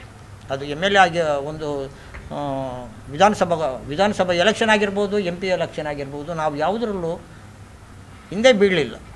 ಆದರೆ ಮತ ಬಾಂಧವರು ಅವರು ಇದನ್ನು ಅರಿತ್ಕೋಬೇಕು. ಬಹುಜನ ಸಮಾಜ ಪಕ್ಷ ಅಂದರೆ ಏನು, ಇದು ಯಾರಿಗೋಸ್ಕರ ನಿಂತಿದೆ, ಕಾಂಗ್ರೆಸ್ಸೇ ಈ ಬಹುಜನರನ್ನು ಕಾಪಾಡಿದ್ದೇ ಆಗಿದ್ದರೆ ಈ ಪಕ್ಷ ಯಾಕೆ ಉದ್ಭವ ಆಗ್ತಾ ಇತ್ತು ಅಂತ ಅನ್ನೋದನ್ನು ಮತ ಬಾಂಧವರು ಸ್ವಲ್ಪ ಆಲೋಚನೆ ಮಾಡಬೇಕಾಗಿದೆ. ಯಾಕೆಂದರೆ ಕಾಂಗ್ರೆಸ್ಸು ಹೆಚ್ಚಿಗೆ ಈ ದೇಶ ಮತ್ತು ರಾಜ್ಯಗಳಲ್ಲಿ, ಕೇಂದ್ರ ಮತ್ತು ರಾಜ್ಯಗಳಲ್ಲಿ ಸುಮಾರು 60-65 ವರ್ಷಗಳ ಕಾಲ ರಾಜ್ಯಭಾರ ಮಾಡಿದೆ. ಮೀಸಲಾತಿ ಅನ್ನೋ ಒಂದು ಇದನ್ನು ಇವರೇ ಮೀಸಲಾತಿಗೆ ಬೆಲೆ ಕೊಡೋ ರೀತಿಯಲ್ಲಿ ಇಲ್ಲಿ ಸರ್ಕಾರಿ ಸ್ವಾಮ್ಯಗಳನ್ನೆಲ್ಲ ರೂಪಿಸಿದ್ರು. ಮತ್ತು ಅವರೇ ಈ ಸರ್ಕಾರಿ ಸ್ವಾಮ್ಯಗಳನ್ನು ಮುಚ್ಚಾಕ್ತಾ ಮತ್ತು ಅದನ್ನು ಪ್ರೈವೇಟೈಸೇಷನ್ ಮಾಡ್ತಾ ಬಂದರು. ಮತ್ತು ಮೀಸಲಾತಿಗೆ ಬೆಲೆ ಇಲ್ದಿರುತ್ತಾ ಬಂದರು. ಯಾಕಂದರೆ ಇದು ಮೀಸಲಾತಿ ಕೊಡೋ ಮುಖಾಂತರ ಈ ಶೋಷಣೆಗೆ ಒಳಪಟ್ಟಂಥ ಸಮುದಾಯನ ಮೇಲೆ ಎತ್ತಬೇಕು ಅನ್ನೋ ಒಂದು ಕಾರಣದಿಂದನೇ ಇದು ಮೀಸಲಾತಿಯನ್ನು ಹುಟ್ಟಾಕಿದ್ವಿ. ಆದರೆ ಆ ಮೀಸಲಾತಿ ಇವತ್ತು ಏನಾಗಿದೆ? ಮೀಸಲಾತಿ ಹೇಳೋವಂಥವ್ರು ಇಲ್ಲ, ಅದು ಪೇಪರ್ ಹುಲಿ ಆಗೋಗ್ಬಿಟ್ಟಿದೆ ಅಷ್ಟೇ. ಅದರ ಹಿಂದೆ ಎಲ್ಲ ಸರ್ಕಾರಿ ಸ್ವಾಮ್ಯದಲ್ಲಿರ್ತಕ್ಕಂಥ ಎಲ್ಲ ಇಲಾಖೆಗಳನ್ನ ಇವುಗಳನ್ನೆಲ್ಲ ಕೂಡ ಪ್ರೈವೇಟೈಸೇಷನ್ ಮಾಡ್ಕೊಳ್ತಾ ಬರ್ತಾ ಇದ್ದಾರೆ. ಅಂದರೆ ಇದರ ಉದ್ದೇಶ ಏನು? ಯಾಕೆ ಪ್ರೈವೇಟೈಸೇಷನ್ ಮಾಡೋಂಥ ಉದ್ದೇಶ ಏನಿತ್ತು ಇವರಿಗೆ? ಏನು ಸರ್ಕಾರ ಅಷ್ಟೊಂದು ಕೀಳು ಮಟ್ಟದಲ್ಲಿ ಇದೆಯಾ ಅನ್ನೋದನ್ನು ಕೂಡ ಪ್ರಜೆಗಳಾದಂಥವರು ನಾವು ಆಲೋಚನೆ ಮಾಡಬೇಕು. ಯಾಕಂದರೆ ಇದು ಪ್ರಜಾಪ್ರಭುತ್ವದಲ್ಲಿ ನೀವು ಮತದಾರರು ಮತ ಆಗದವರಿಗೆ ಆಕೆ ಅವ್ರನ್ನ ಅಗರ್ಭ ಶ್ರೀಮಂತರು ಮಾಡ್ತಾ ಇದ್ದಾರೆ.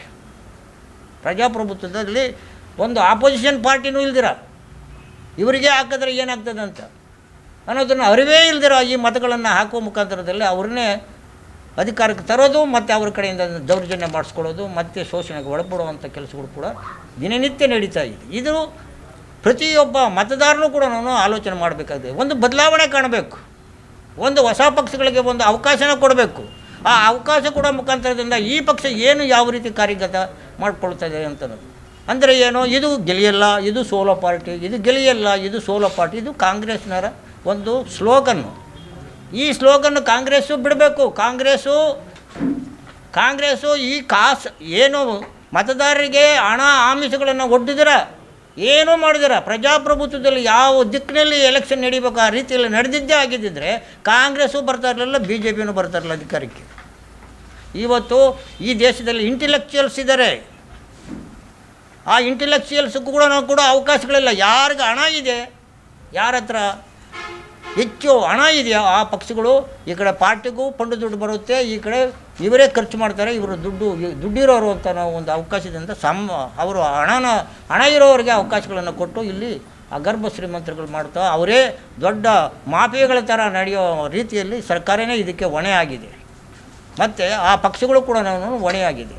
ಹಾಗಾಗಿ ಇವತ್ತು ನೀವು ಬಾಂಡ್ ವಿಚಾರದಲ್ಲಿ, ಕಾರ್ಪೊರೇಟ್ ಕಂಪನಿಗಳ ಒಂದು ಬಾಂಡ್ ವಿಚಾರದಲ್ಲಿ ಈಗಾಗಲೇ ನಿಮ್ಗೆ ಚೆನ್ನಾಗಿ ಗೊತ್ತಿದೆ. SBIನವರು ಏನು ಸುಪ್ರೀಂ ಕೋರ್ಟು ಈ ವಿಷಯದಲ್ಲಿ ಇದನ್ನು ಬಯಲಿಗೆ ಎಳೆದಿದ್ದಕ್ಕೆ, ಕಾರ್ಪೊರೇಟ್ ಬಾಂಡ್ಗಳನ್ನು ಬಯಲಿಗೆ ಎಳೆದಿದ್ದಕ್ಕೆ ಇವತ್ತಿನ ಇದರಲ್ಲಿ ಯಾರು ಇಲ್ಲಿ ದರೋಡೆಕೋರರು ಅನ್ನೋದು ಗೊತ್ತಾಗ್ತಾ ಬಂದಿದೆ. ಅಂದರೆ ನಾವು BSP ಪಾರ್ಟಿನ ಹೊರತುಪಡಿಸಿ ಎಲ್ಲ ಪಕ್ಷಗಳು, ಪ್ರಾದೇಶಿಕ ಪಕ್ಷಗಳ ಸಮೇತ ಇದಕ್ಕೆ ಒಳಪಟ್ಟಿದೆ. ಅಂದರೆ ನಾವು ಬೇರೆ ಪಕ್ಷಗಳಲ್ಲಿ ಖಾಲಿ ಪಕ್ಷದ ಸದಸ್ಯತ್ವ ಎಷ್ಟೋ 5 ರೂಪಾಯಿ 10 ರೂಪಾಯಿ ಒಳಗೆ ಇದೆ. ಆದರೆ BSP ಪಾರ್ಟಿಯಲ್ಲಿ ಸದಸ್ಯತ್ವ 200 ರೂಪಾಯಿ. ಒಂದು ಸದಸ್ಯತ್ವಕ್ಕೆ 200 ರೂಪಾಯಿ ಕೊಟ್ಟು ಸದಸ್ಯತ್ವವನ್ನು ಪಡಿಬೇಕು ಅಂತ ಹೇಳ್ಬಿಟ್ಟು ನಮ್ಮ ರಾಷ್ಟ್ರೀಯ ಅಧ್ಯಕ್ಷರಾದಂಥ ಅಕ್ಕ ಮಾಯಾವತಿಯವರು ನಮಗೆ ಅದನ್ನು ನಿರ್ದೇಶನ ಕೊಟ್ಟು ಎಲ್ಲ ಜನವರಿ ತಿಂಗಳಲ್ಲಿ ನಾವು ಅದನ್ನು ಸದಸ್ಯತ್ವವನ್ನು ನೋಂದಣಿ ಮಾಡಿ ಮತ್ತೆ ನಾವು ರಾಷ್ಟ್ರಮಟ್ಟಕ್ಕೆ ಕಾಸಿನ ಹಣನ ಕೊಡುವಂಥ ಸಂದರ್ಭಗಳು ಇದೆ. ಹಾಗಾಗಿ ನಾವು ಎಲ್ಲೂ ಕೂಡ ಯಾರ ಹತ್ರನೂ ಕೂಡ ಭಿಕ್ಷೆ ಬೇಡ ಅಂತಲ್ಲ. ಈಗ ಮತದಾರರೇ ಈಗ ನಮಗೆ ಓಟನ್ನು ಕಾಸನ್ನು ಕೊಡಬೇಕು, ಹಿಂದೆ ಕಾಸನ್ನು ಕೊಟ್ಟು ಓಟನ್ನು ಹಾಕಬೇಕು. ಆ ಓಟ್ ಹಾಕೋ ಆ ರೀತಿ ಮಾಡೋದ್ರಿಂದ ಪ್ರಜಾಪ್ರಭುತ್ವ ನಿಲ್ಲುತ್ತೆ. ಹಾಗಾಗಿ ನಾವು ಏನಾಗಿದೆ ಅಂತಂದರೆ ಮುಂದಿನ ದಿನಗಳಲ್ಲಿ ಇವತ್ತು ಎಲ್ರಿಗೂ ಒಂದು ಅರಿವು ಬಂದಿದೆ ಅಂತ, ಮತದಾರರಿಗೆ ಎಲ್ರಿಗೂ ಒಂದು ಅರಿವು ಬಂದಿದೆ, ಒಂದು ಬದಲಾವಣೆ ಕಾಣುವಂಥ ದಿಕ್ಕಿನಲ್ಲಿ ಅವರು ಕೆಲಸ ಮಾಡ್ತಾಯಿದ್ದಾರೆ. ಈಗ ಯಾಕೆಂದರೆ ಈಗ ಪತ್ರಿಕೆ ವರದಿಗಳು ಮತ್ತು ಸೋಷಿಯಲ್ ಮೀಡಿಯಾಗಳಲ್ಲೂ ಕೂಡ ಅವರು ಹೆಚ್ಚಿಗೆ ಗಮನಿಸ್ತಾ ಇದ್ದಾರೆ. ಇದು ಯಾವುದು ಸರಿ, ಯಾವುದು ತಪ್ಪು, ಯಾವುದು ಅಂತ. ಈಗಾಗಲೇ 360 ತೆಗೆದುಕೊಂಡ್ರೆ ನಾವು ಸಂವಿಧಾನ ಬದಲಾಯಿಸ್ತೀರಿ ಅಂತ BJP ಮೊದಲೇ ಹೇಳಿತ್ತು. ಈಗ 400 ಸೀಟ್ಗಳನ್ನು ಪಡೆದು ಈ ದೇಶನೇ ಹಿಂದೂ ದೇಶ ಮಾಡ್ತೀರಿ, ಸೆಕ್ಯುಲರ್ ದೇಶನ ನಾವು ಹಿಂದೂ ದೇಶ ಮಾಡ್ತೀರಿ. ಆವಾಗ ಇಲ್ಲಿ ಪಾರ್ಲಿಮೆಂಟು ಮುಂದಿನ ದಿನದಲ್ಲಿ ಪಾರ್ಲಿಮೆಂಟ್ ಎಲೆಕ್ಷನ್ ಇರಲ್ಲ.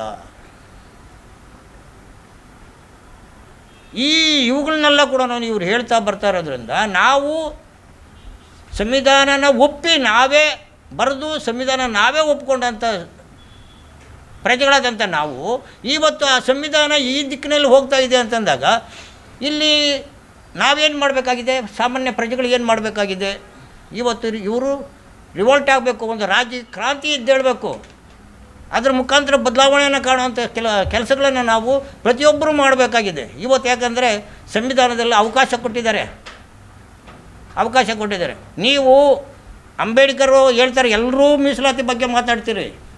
ಯಾಕಂದರೆ ಇವರಿಗೆ ಮೀಸಲಾತಿ ಇದೆ. ಇದು ಸಾಯೋವರೆಗೂ ಮೀಸಲಾತಿ ಕೊಟ್ಟಿರಲಿಲ್ಲ ಅಂಬೇಡ್ಕರು. 20 ಸಂವಿಧಾನ ಕರಡು ಏನು ಡ್ರಾಫ್ಟ್ ಸಂವಿಧಾನನ ಒಪ್ಪಿಸೋವಾಗ ನವಂಬರ್ 26, 1950 ಆ ಡ್ರಾಫ್ಟನ್ನು ಒಪ್ಪಿಸೋವಾಗ ಅವ್ರು ಹೇಳಿದರು, ಈ ಸಂವಿಧಾನನ ಯಥಾವತ್ತಾಗಿ 20 ವರ್ಷಗಳ ಕಾಲ ಜಾರಿ ಮಾಡಿದ್ದೇ ಆಗಿದ್ದರೆ ಈ ದೇಶದಲ್ಲಿ ಬಡತನ ಇರೋದಿಲ್ಲ, ಎಲ್ಲರೂ ಸರಿಸಮನಾಗಿ ಬದುಕ್ತಾರೆ ಅಂತ. ಆದರೆ ಆಳ್ವಿಕೆ ಮಾಡಿದಂಥ ಕೇಂದ್ರ ಸರ್ಕಾರ ಪದೇ 10 ವರ್ಷ ಎಕ್ಸ್ಟೆಂಡ್ ಮಾಡ್ಕೊಂಡು ಬಂದಿದ್ದು ಯಾರು ತಪ್ಪೋದು? ಮೀಸಲಾತಿ ಅವ್ರು ಕೇಳಿದ್ರ? ಈಗ ಹಿಂದುಳಿದ ವರ್ಗ ಆರ್ಟಿಕಲ್ 348 ಹಿಂದುಳಿದ ವರ್ಗದವರಿಗೆ ಮೀಸಲಾತಿನ ಕೊಡಬೇಕಂತ ಹೇಳ್ಬಿಟ್ಟು ಅಂಬೇಡ್ಕರ್ ಅವರು 340 ಆರ್ಟಿಕಲನ್ನು ಸೇರಿಸಿದ್ರು. ಆ ಸೇರಿಸಿದಾಗ ಪ್ರಥಮದಲ್ಲಿ ನೆಹರು ಪ್ರಧಾನಮಂತ್ರಿ ಆಡಳಿತದಲ್ಲಿ ಒಂದು ಕಾರ್ಯಕರ ಅಂತ ಹೇಳ್ಬಿಟ್ಟು ಒಬ್ಬ ಕಮಿಷನನ್ನು ನೇಮಿಸಿ ಕುಳಿತ ಜಾಗದಲ್ಲೇ ಅವನು ಒಂದು ರಿಪೋರ್ಟ್ ಮಾಡಿಕೊಟ್ಟ. ಆ ರಿಪೋರ್ಟನ್ನು ಪಾರ್ಲಿಮೆಂಟ್ ಜಾರಿಗೆ ತರದಿರ ಎಷ್ಟು ವರ್ಷಗಳ ಕಾಲ ಇಂದಿರಾ ಗಾಂಧಿ ಆಡಳಿತ, ನೆಹರು ಆಡಳಿತ ಹೋಯ್ತು, ಇಂದಿರಾ ಗಾಂಧಿ ಆಡಳಿತ ಹೋಯ್ತು, ರಾಜೀವ್ ಗಾಂಧಿ ಆಡಳಿತ ಹೋಯ್ತು, ನರಸಿಂಹರಾವ್ ಪೀರಿಯಡ್ ಬಂತು, ಎಲ್ಲರೂ ಪೀರಿಯಡ್ ಬಂತು. ಆಗ 1984ರಲ್ಲಿ ಕಾನ್ಶಿರಾಮರವರು ಪಾರ್ಟಿನ ಲಾಂಚ್ ಮಾಡಿ ಏನು ಮಾಡಿದ್ರು, ಮಂಡಲ್ ವರದಿ ಜಾರಿ ಮಾಡಿ ಇಲ್ಲ ಸೀಟ್ ಖಾಲಿ ಮಾಡಿ ಅಂಥೇಳಿ ಇದು ಮಾಡಿದ್ರು. ಆವಕ್ಕ ಕಾನ್ಶಿರಾಮರು 5 MP ಪಾರ್ಲಿಮೆಂಟಿನಲ್ಲಿ ಇಟ್ಕೊಂಡಿದ್ರು. ಅದೇ ಟೈಮ್ನಲ್ಲೇ ಅಲ್ಲಿವರೆಗೂ ಬಾಬಾ ಸಾಹೇಬ್ ಅಂಬೇಡ್ಕರ್ ಅವರಿಗೆ ಭಾರತ ರತ್ನ ಪ್ರಶಸ್ತಿನ ಕೊಟ್ಟಿಲ್ಲ ಈ ಸರ್ಕಾರಗಳು. ಆಗ 1984ರಲ್ಲಿ ಆ 5 MP ಸಪೋರ್ಟ್ ಬೇಕಾಗಿರೋದ್ರಿಂದ ಆವತ್ತಿನ ಘಟ್ಟದಲ್ಲಿ ಇದನ್ನು ಕೇಳಿದ್ರು. ಇದನ್ನು ಮುಂದಿಟ್ಟರು ಅವರು. ಏನು, ನೀವು ಭಾರತ ರತ್ನ ಅಂಬೇಡ್ಕರ್ ಅವರಿಗೆ ಜಾರಿ ಮಾಡೋದಾದರೆ ಸಪೋರ್ಟ್ ನಾವು ಕೊಡ್ತೀರಿ, ಆಮೇಲೆ 348 ಆರ್ಟಿಕಲ್ ಹಿಂದುಳಿದವರಿಗೆ ಮೀಸಲಾತಿನ ಘೋಷಣೆ ಮಾಡೋದಾದರೆ ನಾನು ಅಂತೇಳಿ ಅವ್ರಿಗೆ ಕಂಡೀಷನ್ ಇಟ್ಟಾಗ ಆ ಕಂಡೀಷನ್ ಮುಖಾಂತರದಿಂದ ಈ ಕಡೆ ಭಾರತ ರತ್ನ ಬಂತು, ಈ ಹಿಂದುಳಿದ ವರ್ಗಕ್ಕೆ 29% ಮೀಸಲಾತಿ ಬಂತು. ಇದು ಯಾವ ಹಿಂದುಳಿದ ವರ್ಗದವನು ಹೋರಾಟ ಮಾಡಿಲ್ಲ, ಇದಕ್ಕೆ ಯಾರು ಹಿಂದುಳಿದ ವರ್ಗದವರು ಹೋರಾಟ ಮಾಡಿಲ್ಲ. ಹಾಗಾಗಿ ಈ ಹೋರಾಟ ಮಾಡಿದವರು ಯಾರು? ಕಾನ್ಶಿರಾಮರ ಒಂದು ಹೋರಾಟದ ಫಲ ಇದನ್ನು ಈ ಹಿಂದುಳಿದ ವರ್ಗದವರು ಅನುಭವಿಸಿದ್ರು. ಇವತ್ತು ಆ ಉತ್ತರ ಭಾಗದಲ್ಲಿ ಜನ ಹೆಚ್ಚೆತ್ತಿದ್ರು, ಆ ಭಾಗದಲ್ಲಿ ಕಾನ್ಶಿರಾಮ್ಗೆ ಒತ್ತು ಕೊಟ್ಟರು. ಅಲ್ಲಿ ಕೇಂದ್ರ ಸರ್ಕಾರದಲ್ಲಿ ಪಾಲುಗಾರಿಕೆಯನ್ನು ಪಡೆಯೋದಕ್ಕೆ MP ರಾಜಸ್ಥಾನ, ಮಧ್ಯಪ್ರದೇಶ, ಪಂಜಾಬು, ಕಾಶ್ಮೀರ, ಡೆಲ್ಲಿ ಈ ಭಾಗಗಳಲ್ಲಿ ಪಾರ್ಲಿಮೆಂಟ್ ಸದಸ್ಯರು ಒಬ್ಬೊಬ್ಬರೇ ಪಾರ್ಲಿಮೆಂಟ್ಗೆ ಹೋಗೋದಾದರು. ಅದೇ ರೀತಿ ನಾವು ಸೌತ್ ಇಂಡಿಯಾದಲ್ಲಿ ಈ ಭಾಗದಲ್ಲಿ ಕೂಡ ಈಗ ಹೆಚ್ಚಿಗೆ ಅದರ ಒಂದು ಅವೇರ್ನೆಸ್ಸು ತಿಳುವಳಿಕೆ ಬರ್ತಾ ಇದೆ. ಮುಂದಿನ ದಿನಗಳಲ್ಲಿ ನಾವು ಈ ದೇಶನ ಬಹುಜನರು ಈ ದೇಶನ ಆಳ್ತಾರೆ ಅಂತ ಅನ್ನೋದಕ್ಕೆ ನೀವು ಅರ್ಥಕೋಬೇಕು. ಅವರಿಗೆ ಇವತ್ತು ಮತದಾನದ ಒಂದು ಮಹತ್ವ ಗೊತ್ತಿಲ್ಲ ಅಂತ ಕಾಣಿಸ್ತಾ ಇದೆ. ಆ ಮಹತ್ವ ಒಂದಲ್ಲ ಒಂದು ದಿವಸ ಗೊತ್ತಾಗುತ್ತೆ. ಯಾಕಂದರೆ ಅಂಬೇಡ್ಕರ್ ಅವರು ಏನು ಈ ಓಟಿನ ಹಕ್ಕನ್ನು ಪಡೆದು ಪ್ರಜಾಪ್ರಭುತ್ವದ ಒಂದು ಓಟಿನ ಹಕ್ಕನ್ನು ಅಲ್ಲಿ ಮಂಡನೆ ಮಾಡಿ ಈಚೆ ಬರುವಾಗ ಒಬ್ಬ ಫೇಮಸ್ ಪತ್ರಿಕೋದ್ಯಮದಾರ ಕೇಳ್ತಾನೆ, ಏನಂತ, ಏನು ಅಂಬೇಡ್ಕರ್ ಅವರು ಭಾಳ ಖುಷಿಯಾಗಿ ಬರ್ತಾಯಿದ್ದಾರೆ ಇವತ್ತು, ಏನು ಅಷ್ಟೊಂದು ಖುಷಿಯಾಗಿದೆ ಅಂದರೆ ಅವರು ಹೇಳ್ತಾರೆ, ಇವತ್ತು ಪ್ರಜಾಪ್ರಭುತ್ವ ಜಾರಿಯಾಗಿದೆ. ಮೊದಲು ರಾಜನ ಹೊಟ್ಟೆಯಲ್ಲಿ ಹುಟ್ಟುವಂಥವರು ರಾಜರಾಗ್ತಾಯಿದ್ರು, ಆಳ್ವಿಕೆ ಮಾಡ್ತಾಯಿದ್ರು. ಇವತ್ತು ಪ್ರಜೆಗಳೇ ಆಳ್ವಿಕೆ ಮಾಡ್ತಾಯಿದ್ದಾರೆ. ಹಾಗಾದರೆ ನಾನು ಎಲ್ರಿಗೂ ಆ ಕಾಲದಲ್ಲಿ ಹೆಂಗಸ್ರಿಗೂ ಓಟಿನ ಹಕ್ಕು ಇರಲಿಲ್ಲ, ದಲಿತರಿಗಿರಲಿಲ್ಲ, ಸಾಮಾನ್ಯ ಪ್ರಜೆಗೂ ಕೂಡ ಓಟಿನ ಹಕ್ಕಿರಲಿಲ್ಲ. ಅದು ಒಂದು 3 ಜನಕ್ಕೆ ಅವಕಾಶ ಇದ್ದಿದ್ದು.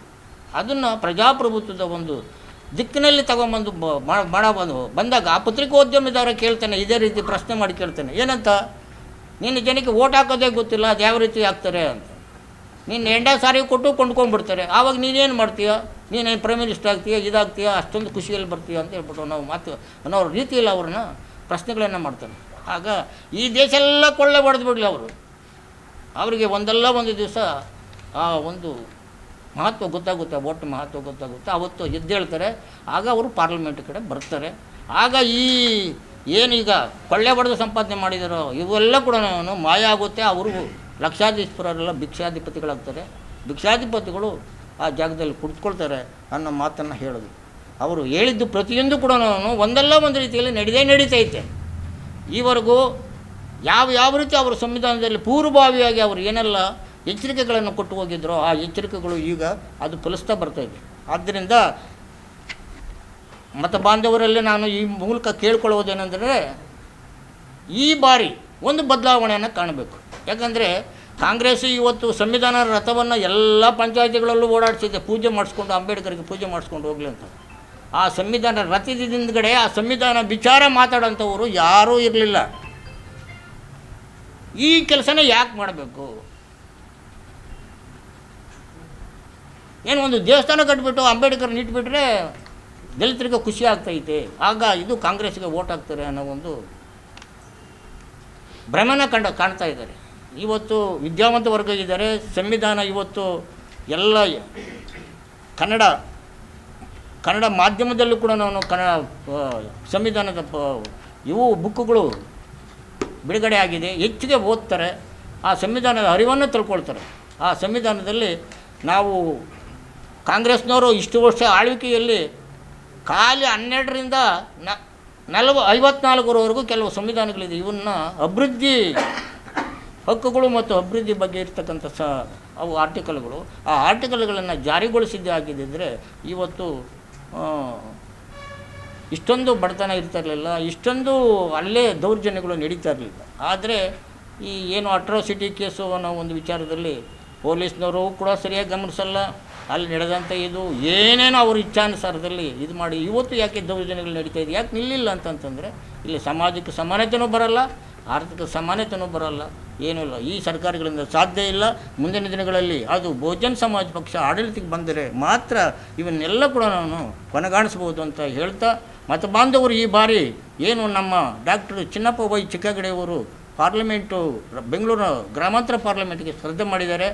ಇವತ್ತು ಎಲ್ಲರೂ ಕೂಡ ಇಲ್ಲಿ ಈ ಪಾರ್ಲಿಮೆಂಟ್ ಕ್ಷೇತ್ರದಲ್ಲಿ ಹೆಚ್ಚಿನ ಸಂಖ್ಯೆಯಲ್ಲಿ SC STಗಳು OBCಗಳು ಭಾಳ ಸಂಖ್ಯೆಯಲ್ಲಿದ್ದಾರೆ. 12 ಲಕ್ಷದವರೆಗೂ ಇವರೇ ಇದ್ದಾರೆ.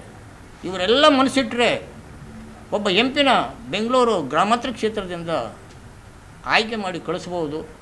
ಯಾಕಂದರೆ ಅವರು ಆ ಕಣಕ್ಕೆ ನಿಂತಂಥವರು ಅವರು ಸಮಾಜ ಸೇವೆಯಿಂದ ಬಂದಂಥವು, ರಾಷ್ಟ್ರ ಪುರಸ್ಕೃತರು. ಅವರು ಎಲ್ಲ ಭಾಗದ ಜನರ ಒಂದು ಸುಖ ದುಃಖಗಳು ಮತ್ತು ಅವ್ರ ಬಡತನ ಇವುಗಳೆಲ್ಲ ಕೂಡ ಗೊತ್ತಿದೆ, ಅಭಿವೃದ್ಧಿಗಳ ಬಗ್ಗೆ ಕೂಡ ಗೊತ್ತಿದೆ. ಇಂಥವ್ರನ್ನ ಸಮಾಜ ಸೇವೆಯಿಂದ ಬಂದಂಥವ್ರನ್ನ ನೀವು ಆಯ್ಕೆ ಮಾಡಬೇಕು. ಯಾವನೋ ದುಡ್ಡಿರೋನು ಕೋಟ್ಯಾಧೀಶ್ವರನು ಅಂಥವ್ರನ್ನ ನೀವು ಇದು ಮಾಡಿ ನೀವು ಆಯ್ಕೆ ಮಾಡೋದ್ರಿಂದ ಈ ದೇಶ ಆಗಲಿ ಆ ಕ್ಷೇತ್ರ ಆಗಲಿ ಮುಂದುವರಿಯಲ್ಲ, ಅಭಿವೃದ್ಧಿ ದಿಕ್ಕಿನಲ್ಲಿ ಬರಲ್ಲ. ಆದ್ದರಿಂದ ಮತಬಾಂಧವರು ಇದನ್ನೆಲ್ಲ ಅರಿತು ಈ ಬಾರಿ ನಿಂತ ಅಭ್ಯರ್ಥಿಗೆ ನೀವೇ ಹಣಕಾಸನ್ನು ಸಹಾಯನೂ ಕೊಡಬೇಕು, ಓಟನ್ನು ಹಾಕಬೇಕು. ಈ ನಿಟ್ಟಿನಲ್ಲಿ ಮಾಡಿದ್ದೇ ಆದರೆ ಒಂದು ದೇಶ ಅಭಿವೃದ್ಧಿ ಕಡೆ ಸಾಗುತ್ತೆ ಅಂತ ಹೇಳ್ತಾ ನನ್ನ ಮಾತನ್ನು ಮುಗಿಸ್ತೀನಿ. ಜೈ ಭೀಮ್. ಆತ್ಮೀಯವಾದ ಸ್ವಾಗತವನ್ನು ಕೋರ್ತಾ, ಇವತ್ತು ಬಹುಜನ್ ಸಮಾಜ್ ಪಾರ್ಟಿ ಲೋಕಸಭೆ ಚುನಾವಣೆಯಲ್ಲಿ ಸುಮಾರು 25 ಅಭ್ಯರ್ಥಿಗಳನ್ನ ಇಡೀ ರಾಜ್ಯಾದ್ಯಂತ ಸ್ಪರ್ಧೆ ಮಾಡ್ತಾಯಿದ್ದಾರೆ. ಹಾಗಾಗಿ ಎಲ್ಲರೂ ಈ ಬಾರಿ ಬಹುಜನ್ ಸಮಾಜ್ ಪಾರ್ಟಿಗೆ ಬೆಂಬಲ ಕೊಡಬೇಕು. ಹಾಗೆ ಇತ್ತೀಚೆಗೆ ಭಾರತದ ಸಂವಿಧಾನದ ಬಗ್ಗೆ ಅನೇಕ ಚರ್ಚೆಗಳು ಬರ್ತಾನೆ ಇದ್ದಾವೆ. ಸುಮಾರು 70-75 ವರ್ಷ ನಮ್ಮನ್ನು ಆಳಿರ್ತಕ್ಕಂಥ ಕಾಂಗ್ರೆಸ್ ಪಕ್ಷದವರು ಈಗ ಹೊಸದಾಗಿ ಸಂವಿಧಾನ ಸಂರಕ್ಷಣೆ ಅಂಥೇಳಿ ಹಲವಾರು ಜಾಥಾಗಳನ್ನ ಮಾಡ್ತಾಯಿದ್ದಾರೆ. ಆದರೆ ಇವರು ಯಾರೂ ಎಂದೂ ಸಂವಿಧಾನವನ್ನು ಯಥಾವತ್ತಾಗಿ ಜಾರಿ ಮಾಡಿದ ಇತಿಹಾಸನೇ ಇಲ್ಲ. ಇವತ್ತೇನೋ ಬಂದು ನಾವು ಸಂವಿಧಾನನ ರಕ್ಷಣೆ ಮಾಡ್ತೀವಿ, ಸಂರಕ್ಷಣೆ ಮಾಡ್ತೀವಿ ಅಂತ ಹೇಳಿ ಜನರನ್ನು ಯಾಮರಿಸ್ತಾ ಇದ್ದಾರೆ. ಇನ್ನು BJP ಅವರು ನೋಡಿದ್ರೆ ನಾವು ಅಧಿಕಾರಕ್ಕೆ ಬಂದರೆ ಈ ಸರಿ ಒಂದು 400 ಸೀಟ್ ತಿದ್ಕೊಂಡ್ರೆ ನಾವು ಸಂವಿಧಾನನೇ ಬದಲಾವಣೆ ಮಾಡಿಬಿಡ್ತೀವಿ. ಈ ರೀತಿ ಅನೇಕ ಗೊಂದಲವಾದ ಹೇಳಿಕೆಗಳನ್ನ ಕೊಡ್ತಾ ಇರ್ತಕ್ಕಂಥ ಈ BJP ಕಾಂಗ್ರೆಸ್ ಪಕ್ಷಗಳನ್ನ ನಾವು ಇದುವರೆಗೂ ಗೆಲ್ಲಿಸ್ಕೊಂಡೇ ಬಂದಿದ್ದೀವಿ. ಆದರೆ ಎಲ್ಲೂ ನಾವು ಅಂದ್ಕೊಂಡಿದ್ದಂಗೆ ಸಮಾನತೆ ಆಗಿರ್ಬೋದು, ಆರ್ಥಿಕ ಸಮಾನತೆ, ಶಿಕ್ಷಣ, ಉದ್ಯೋಗ ಇವೆಲ್ಲದರಲ್ಲೂ ನಮ್ಮ ಕ್ಷೇತ್ರಗಳು ನಮ್ಮ ದೇಶದಲ್ಲಿ ಅನೇಕ ಜನತೆ ಇವತ್ತೂ ಹಿಂದುಳಿದಿದ್ದಾರೆ. ದಯವಿಟ್ಟು ಇನ್ನು ಮುಂದಿನ ಬಾರಿ ಆದರೂ ಈ ಜನತೆ ಎಚ್ಚೆತ್ಕೊಂಡು ಈ ಬಾರಿ ನಮ್ಮ ಬೆಂಗಳೂರು ಗ್ರಾಮಾಂತರ ಲೋಕಸಭಾ ಕ್ಷೇತ್ರದಲ್ಲಿ ಹಾಗೂ ಇಡೀ ಕರ್ನಾಟಕ ರಾಜ್ಯದಲ್ಲಿ ನಮ್ಮ ಬಹುಜನ್ ಸಮಾಜ್ ಪಕ್ಷದ ಅಭ್ಯರ್ಥಿಗಳು ಏನು ಸ್ಪರ್ಧೆನ ಮಾಡ್ತಾಯಿದ್ದಾರೆ ಅವ್ರಿಗೆ ಹೆಚ್ಚಿನ ರೀತಿಯಲ್ಲಿ ಸಪೋರ್ಟ್ ಮಾಡಿ ಅವ್ರಿಗೆ ಮತವನ್ನು ಹಾಕೋದ್ರ ಮುಖಾಂತರ ಅವ್ರನ್ನ ಪಾರ್ಲಿಮೆಂಟ್ಗೆ ಕಳಿಸ್ಕೊಡ್ಬೇಕು ಅಂತೇಳಿ ಮತ್ತು ಈ ಆನೇಕಲ್ ಕ್ಷೇತ್ರ ಮತ್ತು ಬೆಂಗಳೂರು ನಗರ ಮತ್ತು ಬೆಂಗಳೂರು ಗ್ರಾಮಾಂತರ ಲೋಕಸಭಾ ಕ್ಷೇತ್ರದ ಜನತೆಗೆ ನಾನು ಮನವಿ ಮಾಡ್ಕೊತಾ ಇರೋದು ಏನು ಅಂತಂದರೆ ಡಾಕ್ಟರ್ ಚಿನ್ನಪ್ಪ ಚಿಕ್ಕಾಗಡೆಯವರು ಸಮಾಜ ಸೇವೆ ಮಾಡಿಕೊಂಡು ಇವತ್ತು ರಾಜಕೀಯದ ಕ್ಷೇತ್ರಕ್ಕೆ ಬಂದಿರ್ತಾರೆ. ಹಾಗಾಗಿ ಅವರು ಈ ಕ್ಷೇತ್ರದ ಅಭಿವೃದ್ಧಿಯ ಬಗ್ಗೆ ಮತ್ತು ಈ ಕ್ಷೇತ್ರದ ಏನು ಸಮಸ್ಯೆಗಳಿದೆ ಅದ್ರ ಬಗ್ಗೆ ಹೆಚ್ಚಿನ ವಿಚಾರಗಳನ್ನು ತಿಳ್ಕೊಂಡಿರ್ತಾರೆ. ಅಂಥ ಒಳ್ಳೆಯ ವ್ಯಕ್ತಿಗೆ ಒಂದು ಅವಕಾಶವನ್ನು ಈ ಕ್ಷೇತ್ರದ ಜನತೆ ಮಾಡಿಕೊಡ್ಬೇಕು ಅಂತೇಳಿ ತಮ್ಮಲ್ಲಿ ಸವಿನಯವಾಗಿ ಪ್ರಾರ್ಥನೆ ಮಾಡ್ಕೊಳ್ತಾ ಇದ್ದೀನಿ. ಏನು ಕಳೆದ 2 ದಿನಗಳ ಹಿಂದೆ ಬಹುಜನ ಸಮಾಜ ಪಕ್ಷದ ರಾಜ್ಯಾಧ್ಯಕ್ಷರಾದಂಥ ಮರಸಂದ್ರ ಮುನಿಯಪ್ಪಾಜಿಯವರು ಪ್ರಕಟಣೆಯನ್ನು ಮಾಡಿ 25 ಜನ ಅಭ್ಯರ್ಥಿಗಳನ್ನ ಘೋಷಣೆ ಮಾಡಿದ್ದಾರೆ. ಕಾಂಗ್ರೆಸ್ ಮತ್ತು BJP ಅಂತ ನಾವು ಕೂಡ ಈ ಬಾರಿ 28 ಕ್ಷೇತ್ರಗಳ ಪೈಕಿ ಮೊದಲನೇ ಪಟ್ಟಿಯಲ್ಲಿ 25 ಕ್ಷೇತ್ರಕ್ಕೆ ನಾವು ಅಭ್ಯರ್ಥಿಗಳನ್ನ ಘೋಷಣೆ ಮಾಡಿರ್ತೀವಿ. ಅದರಲ್ಲಿ ರಾಜ್ಯದ ಅತಿ ದೊಡ್ಡ ಲೋಕಸಭಾ ಕ್ಷೇತ್ರ ಆದಂಥ ಬೆಂಗಳೂರು ಗ್ರಾಮಾಂತರ ಲೋಕಸಭಾ ಕ್ಷೇತ್ರಕ್ಕೆ ನಮ್ಮ ಅಭ್ಯರ್ಥಿಗಳು ಡಾಕ್ಟರ್ ವೈ ಚಿನ್ನಪ್ಪ ಚಿಕ್ಕಗಡೆ ಅವ್ರನ್ನ ಆಯ್ಕೆ ಮಾಡಿರ್ತಾರೆ. ಮೊದಲನೇದಾಗಿ ಅವರಿಗೆ ಅಭಿನಂದನೆಗಳನ್ನ ತಿಳಿಸ್ತಾ ಮಾಧ್ಯಮದವ್ರಿಗೆ ಆಗಮಿಸಿರ್ತಕ್ಕಂಥ ಮಾಧ್ಯಮದವ್ರಿಗೂ ಕೂಡ ನಾವು ಇವತ್ತು ಸ್ವಾಗತವನ್ನು ಕೊಡ್ತಾ, ಬಹುಜನ ಸಮಾಜ ಪಕ್ಷ ಈಗಾಗಲೇ ನಮ್ಮ ವರಿಷ್ಠರು ತಿಳಿಸ್ದಂಗೆ ದೇಶದಲ್ಲಿ 3ನೇ ಅತಿ ದೊಡ್ಡ ರಾಷ್ಟ್ರೀಯ ಪಕ್ಷ. ಬೇಂಜಿ ಕುಮಾರಿ ಮಾಯಾವತಿಯವರು 4 ಬಾರಿ ಮುಖ್ಯಮಂತ್ರಿಗಳಾಗಿ ಒಂದು ಸತಿ ಸಿಂಗಲ್ ಟರ್ಮ್ 5 ವರ್ಷ ಮೆಜಾರಿಟಿಯಲ್ಲಿ ಬಂದು ಪಕ್ಷವನ್ನು ಮುನ್ನಡೆಸಿ ಇವತ್ತು ಸಾಧನೆಯನ್ನು ಮಾಡಿ ಸಮಾಜಕ್ಕೆ ಒಂದು ದಿಟ್ಟ ಮಹಿಳೆ ಹೇಗೆ ಒಂದು ಅಧಿಕಾರವನ್ನು ಮಾಡ್ಬೋದು ಅಂತೇಳಿ ತೋರಿಸ್ಕೊಟ್ಟಿದ್ದಾರೆ. ಆಗಲೇ ನಮ್ಮ ಪತ್ರಿಕಾ ಸ್ನೇಹಿತರು ಒಂದು ಮಾತನ್ನು ಹೇಳಿದ್ರು, ಮೀಡಿಯಾದಲ್ಲಿ ಇವತ್ತು ಸೋಷಿಯಲ್ ಮೀಡಿಯಾದಲ್ಲಿ ನಂಬರ್ 1 ಸಂಸದರು ಅಂತೇಳಿ ಇವತ್ತು ತೋರಿಸ್ತಾ ಇದ್ದಾರೆ, ಬಿಂಬಿತವಾಗಿದ್ದಾರೆ DK ಸುರೇಶ್ ಅವರು ಅಂತೇಳಿ. ಸರ್, ನಾನೊಂದು ಮಾತನ್ನು ಹೇಳ್ತೀನಿ, ಇವತ್ತು ಗೂಗಲ್ ಮಾಡಿದ್ರೆ ದೇಶದ ಭ್ರಷ್ಟ ಪ್ರಧಾನಿ ಯಾರು ಅಂತ ಕೇಳಿದರೆ ಮೋದಿ ಅವರ ಹೆಸರನ್ನು ಕೂಡ ತೋರಿಸ್ತಾರೆ. ಯಾಕಂತ ಹೇಳಿದ್ರೆ ಇವತ್ತು ನೀವು ನಮ್ಮ ಆಫೀಸಲ್ಲಿ ಗಮನಿಸ್ಬೋದು, ಇಲ್ಲಿ ಬಂದಾಗ ಪೂರ್ವಿಕರ ಫೋಟೋಗಳನ್ನ ನಾವು ಹಾಕಿರ್ತೀವಿ. ಇವತ್ತು ಯಾವುದೇ ಒಂದು ರಾಷ್ಟ್ರೀಯ ಪಕ್ಷಗಳು ಏನು ಅಜೆಂಡಾನ ಮುಂದೆ ಇಟ್ಕೊಂಡು ಹೋಗ್ತಾ ಇದ್ದಾರೆ ಅಂತೇಳಿ ನಿಮಗೆಲ್ಲ ಗೊತ್ತಿದೆ. ಬಹುಜನ ಸಮಾಜ ಪಕ್ಷ ಸಂವಿಧಾನವನ್ನು ಮುಂದೆ ಇಟ್ಕೊಂಡು ಸಾಕ್ಷಾತ್ ಸಂವಿಧಾನವನ್ನೇ ಪ್ರಣಾಳಿಕೆಯನ್ನಾಗಿ ಮಾಡಿಕೊಂಡು ಇವತ್ತು ನಾವು ಮುಂದೆ ಹೋಗ್ತಾ ಇರೋದು. BJP ಅವರು ಧರ್ಮವನ್ನು ಹೊಡೆದು ರಾಜಕೀಯ ಮಾಡ್ತಾ ಇದ್ರೆ, ಕಾಂಗ್ರೆಸ್ನವರು ಜಾತಿಯನ್ನು ಹೊಡೆದು ರಾಜಕೀಯ ಮಾಡ್ತಾ ಇದ್ದಾರೆ. ನಾವಂಥ ರಾಜಕೀಯ ಮಾಡಿಲ್ಲ ರೀ. ನಾವಿವತ್ತು ಪರಮ ಪೂಜ್ಯ ಬಾಬಾ ಸಾಹೇಬ್ ಅಂಬೇಡ್ಕರ್ ಅವರು ದೇಶಕ್ಕೆ ಪ್ರಜಾಪ್ರಭುತ್ವವನ್ನು ತಂದುಕೊಟ್ಟಂಥ ಜನಕ ಅವರು. ಇವತ್ತು ಅವರ ಆಶಯಗಳನ್ನ ಇಟ್ಕೊಂಡು ಇವತ್ತು ನಾವು ರಾಜಕೀಯ ಮಾಡ್ತಾ ಇರೋದು. ಬೇಂಜಿ ಕುಮಾರಿ ಮಾಯಾವತಿಯವರು ಅವರ ಆದರ್ಶದಲ್ಲಿ, ಆಮೇಲೆ ನಮ್ಮ BSPಯ ಜನಕ ಕಾಂಶಿರಾಮ್ಜಿಯವರು ಅವರ ಮಾರ್ಗದರ್ಶನದಲ್ಲಿ ಇವತ್ತು ಪಾರ್ಟಿಯನ್ನು ಮುನ್ನಡೆಸ್ಕೊಂಡು ಬಂದವರು. ಇವತ್ತು ನಾವು ಸಂವಿಧಾನವನ್ನು ಯಥಾವತ್ತಾಗಿ ಜಾರಿ ಮಾಡಬೇಕಂತೇಳಿ ಯಾವುದೇ ರಾಷ್ಟ್ರೀಯ ಪಕ್ಷಗಳ ಕೆಪಾಸಿಟಿ ಇಲ್ಲ. ಬಹುಜನ ಸಮಾಜ ಪಕ್ಷ ನಾವು ಇದನ್ನ ಜಾರಿ ಮಾಡಬೇಕಂತೇಳಿ ಒಂದು ದಿಟ್ಟ ಗುರಿಯನ್ನು ಇಟ್ಕೊಂಡೋಗಿರ್ತಕ್ಕಂಥವ್ರು. ಮನುಷ್ಯನಿಗೆ ಯಾವತ್ತು ಗುರಿ ಮುಖ್ಯ. ಇವತ್ತು ಯಾವ ಗುರಿಯನ್ನು ಇಟ್ಕೊಂಡು ಇವತ್ತು BJP ಆಗಲಿ ಕಾಂಗ್ರೆಸ್ ಆಗಲಿ ರಾಜಕೀಯ ಮಾಡ್ತಾ ಇದ್ದಾರೆ, ನಾವು ಸಂವಿಧಾನ ಬದಲಾವಣೆ ಮಾಡ್ಬಿಡ್ತೀವಿ, ಹಿಂದೂ ರಾಜ್ಯ ಮಾಡ್ಬಿಡ್ತೀವಿ. ಇದೇನೇನ್ರಿ ಇವ್ರ ಗುರಿ? ಏನು ಬರೀ ಹಿಂದೂಗಳು ಮಾತ್ರ ದೇಶದಲ್ಲಿ ಬದುಕಬೇಕಾ? ಅಲ್ಪಸಂಖ್ಯಾತರು ಬದುಕಬಾರ್ದಾ? ಧಾರ್ಮಿಕ ಅಲ್ಪಸಂಖ್ಯಾತರು ಬದುಕಬಾರ್ದಾ? ಸ್ವತಂತ್ರ ಹೋರಾಟಕ್ಕೋಸ್ಕರ ಯಾರ್ಯಾರು ಹೋರಾಟ ಮಾಡಿದ್ದಾರೆ? ಬರೀ ಹಿಂದೂಗಳದ್ದು ಬರೀ ಹಿಂದೂ ರಾಷ್ಟ್ರನೇನ್ರಿ? ಇಂಥ ಮಾತುಗಳನ್ನೆಲ್ಲ ಹೇಳ್ಕೊಂಡು ಇವತ್ತು ಜನರ ಮುಂದೆ ಹೋಗ್ತಾ ಇದ್ದೀರಾ. ಜನರು ಯಾವ ಗಮನ ಇಟ್ಕೊಂಡು ನೀವು ಯಾವ ಒಂದು ಮಾತಿಗೆ ಮರಳಾಗಿ ಇವತ್ತು ನೀವು ಓಟ್ ಹಾಕ್ತಾ ಇದ್ದೀರೋ ಗೊತ್ತಿಲ್ಲ. ಮೋದಿ ಮೋದಿ ಮೋದಿ ಏನು ಸರ್ ಮೋದಿ ಮಾಡಿದ್ದು? ಇವತ್ತು ಪುಲ್ವಾಮಾ ಅಟ್ಯಾಕ್ ಮಾಡಿ 20-25 ಜನರ ಸೈನಿಕರನ್ನ ಬಲಿ ತೊಗೊಂಡ್ರಲ್ರಿ. ಬಂದಾಗೆಲ್ಲ ಏನಾದರೂ ಒಂದು ಫೋಕಸ್ ಮಾಡಿ ಎಲೆಕ್ಷನ್ ಟೈಮ್ ಏನೋ ಒಂದು ಬಿಂಬಿತ ಮಾಡಿಬಿಟ್ಟು ಓಟ್ ತೊಗೊಬೇಕು. ಇದು ಇವ್ರ ಅಜೆಂಡಾ. ಇಂಥ ಯಾವುದೇ ಒಂದು ಕೆಲಸವನ್ನು ಬಹುಜನ ಸಮಾಜ ಪಕ್ಷ ಇದುವರೆಗೂ ಮಾಡಿಲ್ಲ, ಮುಂದೆ ಮಾಡೋದು ಇಲ್ಲ. ನಮ್ಮ ಅಜೆಂಡಾ ಇಷ್ಟೇ, ಸಂವಿಧಾನವನ್ನು ಜಾರಿ ಮಾಡಬೇಕು. ಆ ದಿಟ್ಟ ಗುರಿಯನ್ನು ಇಟ್ಕೊಂಡು ಹೋಗ್ತಾ ಇದೀವಿ. ಇವತ್ತು ಮನುಷ್ಯನಿಗೆ ಯಾವತ್ತು ಗುರಿ ಮುಖ್ಯ. ತುಗ್ಲಕ್ ಅಂತ ಒಂದು ನಾಟಕ ಬರುತ್ತೆ, ನಿಮ್ಗೆ ಯಾರಾದರೂ ಗೊತ್ತಿದ್ರೆ ದಯವಿಟ್ಟು ಒಂದು ಸತಿ ಆ ನಾಟಕನ, ಈ ಆಧುನಿಕತೆಗೆ ಸಂಬಂಧಪಟ್ಟಂಗೆ ಆ ನಾಟಕನ ದಯವಿಟ್ಟು ನೋಡ್ಕೊಳ್ಳಿ. ಒಂದು ರಂಗಶಂಕರದಲ್ಲಿ ಹಾಕಿರ್ತಾರೆ, ಇಲ್ಲಾಂದರೆ ರವೀಂದ್ರ ಕಲಾಕ್ಷೇತ್ರದಲ್ಲಿ ಹಾಕಿರ್ತಾರೆ. ಅದರಲ್ಲೊಂದು ಮಾತು ಬರುತ್ತೆ, ಬೆಳಕಿಲ್ಲದ ದಾರಿಯಲ್ಲಿ ನಡೆಯಬಲ್ಲೆ ತಾಯಿ, ಗುರಿ ಇಲ್ಲದ ದಾರಿಯಲ್ಲಿ ಹೇಗೆ ನಡೆಯಲಿ. ಮನುಷ್ಯನಿಗೆ ಗುರಿ ಮುಖ್ಯ. ಆ ಗುರಿಯನ್ನು ಇವತ್ತು ನಾವು ಇಟ್ಕೊಂಡು ಮುಂದೆ ಹೋಗಿದ್ದೆ ಆದರೆ, ರಾಜಕಾರಣವನ್ನು ಮಾಡಿದ್ದೆ ಆದರೆ ನಾವು ಗುರಿಯನ್ನು ಮುಟ್ತೀವಿ. ಏಕಲವ್ಯ ದ್ರೋಣಾಚಾರ್ಯರ ಬಳಿ ನಾನು ವಿದ್ಯೆಯನ್ನು ಕಲಿಸಿ ಅಂತ ಹೋದಾಗ, ನೀನು ಕ್ಷತ್ರಿಯನೆಲ್ಲ ಹೋಗುವಂಥ ದ್ರೋಣಾಚಾರ್ಯ ದೂರ ತಳ್ಳಿಬಿಡ್ತಾರೆ. ಹತ್ಕೊಂಡು ಬಂದು ಆಶ್ರಮಕ್ಕೆ ತಾಯಿ ಹತ್ರ ಕೇಳ್ತಾರೆ ಏಕಲವ್ಯ, ಈ ಕಡೆ ಗುರಿನೂ ಇಲ್ಲ, ಈ ಕಡೆ ಗುರುನೂ ಇಲ್ಲ, ನಾನು ಏನು ಮಾಡಲಿ ಅಂದಾಗ, ನಿನಗೇನಕ್ಕೆ ಬೇಕಂತದ್ದು ಬಿಟ್ಬಿಡು ಅಂದರೆ ಏಕಲವ್ಯ ಹೇಳ್ತಾನೆ, ಗುರು ಇಲ್ಲದ ದಾರಿಯಲ್ಲಿ ನಡೆಯಬಲ್ಲೆ ತಾಯಿ, ಗುರಿ ಇಲ್ಲದ ದಾರಿಯಲ್ಲಿ ಹೇಗೆ ನಡೆಯಲಿ, ಗುರುಗಿಂತ ಗುರಿ ಮುಖ್ಯ. ಅಂತ ಒಂದು ದೊಡ್ಡ ಮಹತ್ತರವಾದ ಗುರಿಯನ್ನು ಇವತ್ತು ನಮ್ಮ ರಾಷ್ಟ್ರ ನಾಯಕರು, ರಾಜ್ಯ ನಾಯಕರು ಹಾಗೂ ನಮ್ಮ ಅಭ್ಯರ್ಥಿಗಳು ಮುಂದೆ ಇಟ್ಕೊಂಡು ಹೋಗ್ತಾ ಇರೋದು. ನಮಗೆ ನಮ್ಮ ಜಿಲ್ಲಾಧ್ಯಕ್ಷರು ಹೇಳಿದ್ರು, ನಿಮಗೆ ಕೊಟ್ಟಿರ್ತಕ್ಕಂಥ ಅಭ್ಯರ್ಥಿ ಸಮಾಜ ಸೇವಕರು ಅಂತೇಳಿ. ಅವರ ಬ್ಯಾಕ್ಗ್ರೌಂಡನ್ನು ಗಮನಿಸ್ಕೊಳ್ಳಿ ನೀವು. ರಾಷ್ಟ್ರ ಪ್ರಶಸ್ತಿ ಪುರಸ್ಕೃತರವರು. ಹಂಗಾಗಿ ಅಂಥ ಒಂದು ಅಭ್ಯರ್ಥಿನ ನೀವು ಮುಂದೆ ಕೊಟ್ಟಾಗ ನೀವು ಏನು ಮಾಡಬೇಕು ಅಂತ ಹೇಳಿದರೆ, ನಮಗೆ ಸಿಗಬೇಕಾದಂಥ ಸವಲತ್ತುಗಳು ಬರಬೇಕಂದ್ರೆ ಯಾರು ಬರಬೇಕು ಅವರೇ ಬರಬೇಕು. ಎಲ್ಲ ಕೆಲಸವನ್ನು ಎಲ್ಲರೂ ಮಾಡೋಕ್ಕಾಗಲ್ಲ. ಯಾವ ಕೆಲಸವನ್ನು ಯಾರು ಮಾಡಬೇಕು ಅವರೇ ಮಾಡಬೇಕು. ಸಂವಿಧಾನ ಇವತ್ತು ಯಥಾವತ್ತು ಜಾರಿ ಆಗಲೇಬೇಕಂತ ಹೇಳಿದ್ರೆ ಅದು ಬಹುಜನ ಸಮಾಜ ಪಕ್ಷದಿಂದ ಮಾತ್ರ. ಸುಮ್ಮನೆ BJP ಕಾಂಗ್ರೆಸ್ಸು ಏನೂ ಮಾಡಲ್ಲ. 70 ವರ್ಷದಿಂದ ಮಾಡಿದ್ದು ನಾವು ನೋಡಿದ್ದೀವಿ, ಇವರು 10 ವರ್ಷದಿಂದ ಮಾಡಿದ್ದು ನಾವು ನೋಡಿದ್ದೀವಿ. 2014ವರೆಗೂ ದೇಶದ ಸಾಲ ಎಷ್ಟಿತ್ತು, ಇವತ್ತು 2024ಕ್ಕೆ ಎಷ್ಟು ಲಕ್ಷ ಕೋಟಿ ಸಾಲ ಆಗಿದೆ. ಯಾರ ಮೇಲೆ ಸಾಲ ಆಗ್ತಾ ಇದ್ದಾರೆ ಸರ್? ಒಂದು ಮನುಷ್ಯನ ದೇಶದಲ್ಲಿರ್ತಕ್ಕಂಥ ಪ್ರತಿಯೊಬ್ಬ ಜನಸಂಖ್ಯೆಯಲ್ಲೂ ಒಬ್ಬರ ತಲೆ ಮೇಲೆ 3 ಲಕ್ಷ ಇದೆ ಸಾಲ. ಇವತ್ತು ಯಾರು ತೀರಿಸ್ತಾರೆ? ನಾವು ತೀರಿಸ್ಬೇಕಾ? BJP ಅವ್ರು ಬರ್ತಾರಾ? ಮೋದಿ ಬರ್ತಾರಾ? ಅಮಿತ್ ಶಾ ಬರ್ತಾರಾ? ರಾಹುಲ್ ಗಾಂಧಿ ಬರ್ತಾರಾ? ಇವರು ಬೇಳೆ ಬೇಯಿಸ್ಕೊಳೋದಕ್ಕೆ ಇವ್ರಿಗೋಸ್ಕರ ಇವರು ರಾಜಕೀಯ ಮಾಡಿಕೊಂಡು ಇವರು ಇವತ್ತು ಜನರನ್ನ ಬಲಿಪಶುಗಳು ಮಾಡ್ತಾ ಇದ್ದಾರೆ. ದಯವಿಟ್ಟು ಅಂತ ಯಾವುದೇ ಕೆಲಸ ಮುಂದಕ್ಕೆ ಆಗಬಾರ್ದು. ಜನರು ಎಚ್ಚೆತ್ಕೊಬೇಕು. ಯಾರಿಗೆ ಮತದಾನ ಹಾಕ್ಬೇಕಂತೇಳಿ ಅರಿವನ್ನು ಮೂಡಿಸ್ಕೊಂಡು ನೀವು ದಯವಿಟ್ಟು ಸೂಕ್ತ ಅಭ್ಯರ್ಥಿಗೆ ನಾವು ಇವತ್ತು ನಿಮ್ಮ ಮುಂದೆ ಕೊಟ್ಟಿದ್ದೀವಿ, ಆಯ್ಕೆ ಮಾಡಿ ನೀವು ಅವ್ರನ್ನ ಪಾರ್ಲಿಮೆಂಟ್ಗೆ ಕಳಿಸಿದ್ದೇ ಆದರೆ ನಮ್ಮ ಹಕ್ಕುಗಳು ನಮಗೆ ಸಿಗೋದು ಶತಸಿದ್ಧ. ಹಂಗಾಗಿ ಎಲ್ಲರಲ್ಲಿ ಕೈ ಜೋಡಿಸಿ ವಿನಂತಿಯನ್ನು ಮಾಡ್ಕೊಳ್ತೀವಿ. ಈ ಲೋಕಸಭಾ ಕ್ಷೇತ್ರದ ಅಭ್ಯರ್ಥಿಗಳು ನಮ್ಮ ಡಾಕ್ಟರ್ ಚಿನ್ನಪ್ಪ ಚಿಕ್ಕಗಡೆ ಅವರಿಗೆ ಅತಿ ಹೆಚ್ಚು ಮತಗಳನ್ನು ಕೊಟ್ಟು ನೀವು ಗೆಲ್ಲಿಸಲೇಬೇಕು, ಅವ್ರನ್ನ ಪಾರ್ಲಿಮೆಂಟ್ಗೆ ಕಳಿಸಲೇಬೇಕು, ನಮ್ಮ ಹಕ್ಕುಗಳು ನಮಗೆ ಸಿಗಲೇಬೇಕು.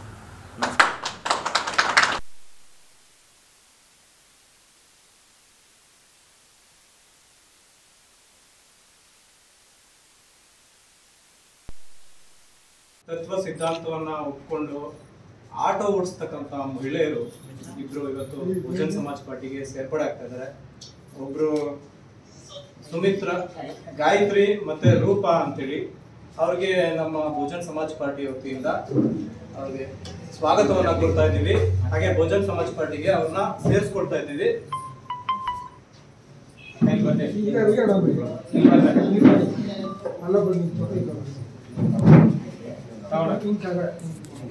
ಕೆಳಗಡೆ ಹಿಂಗೆ ಬನ್ನಿ ಸರಿ ಆಯ್ತಾ?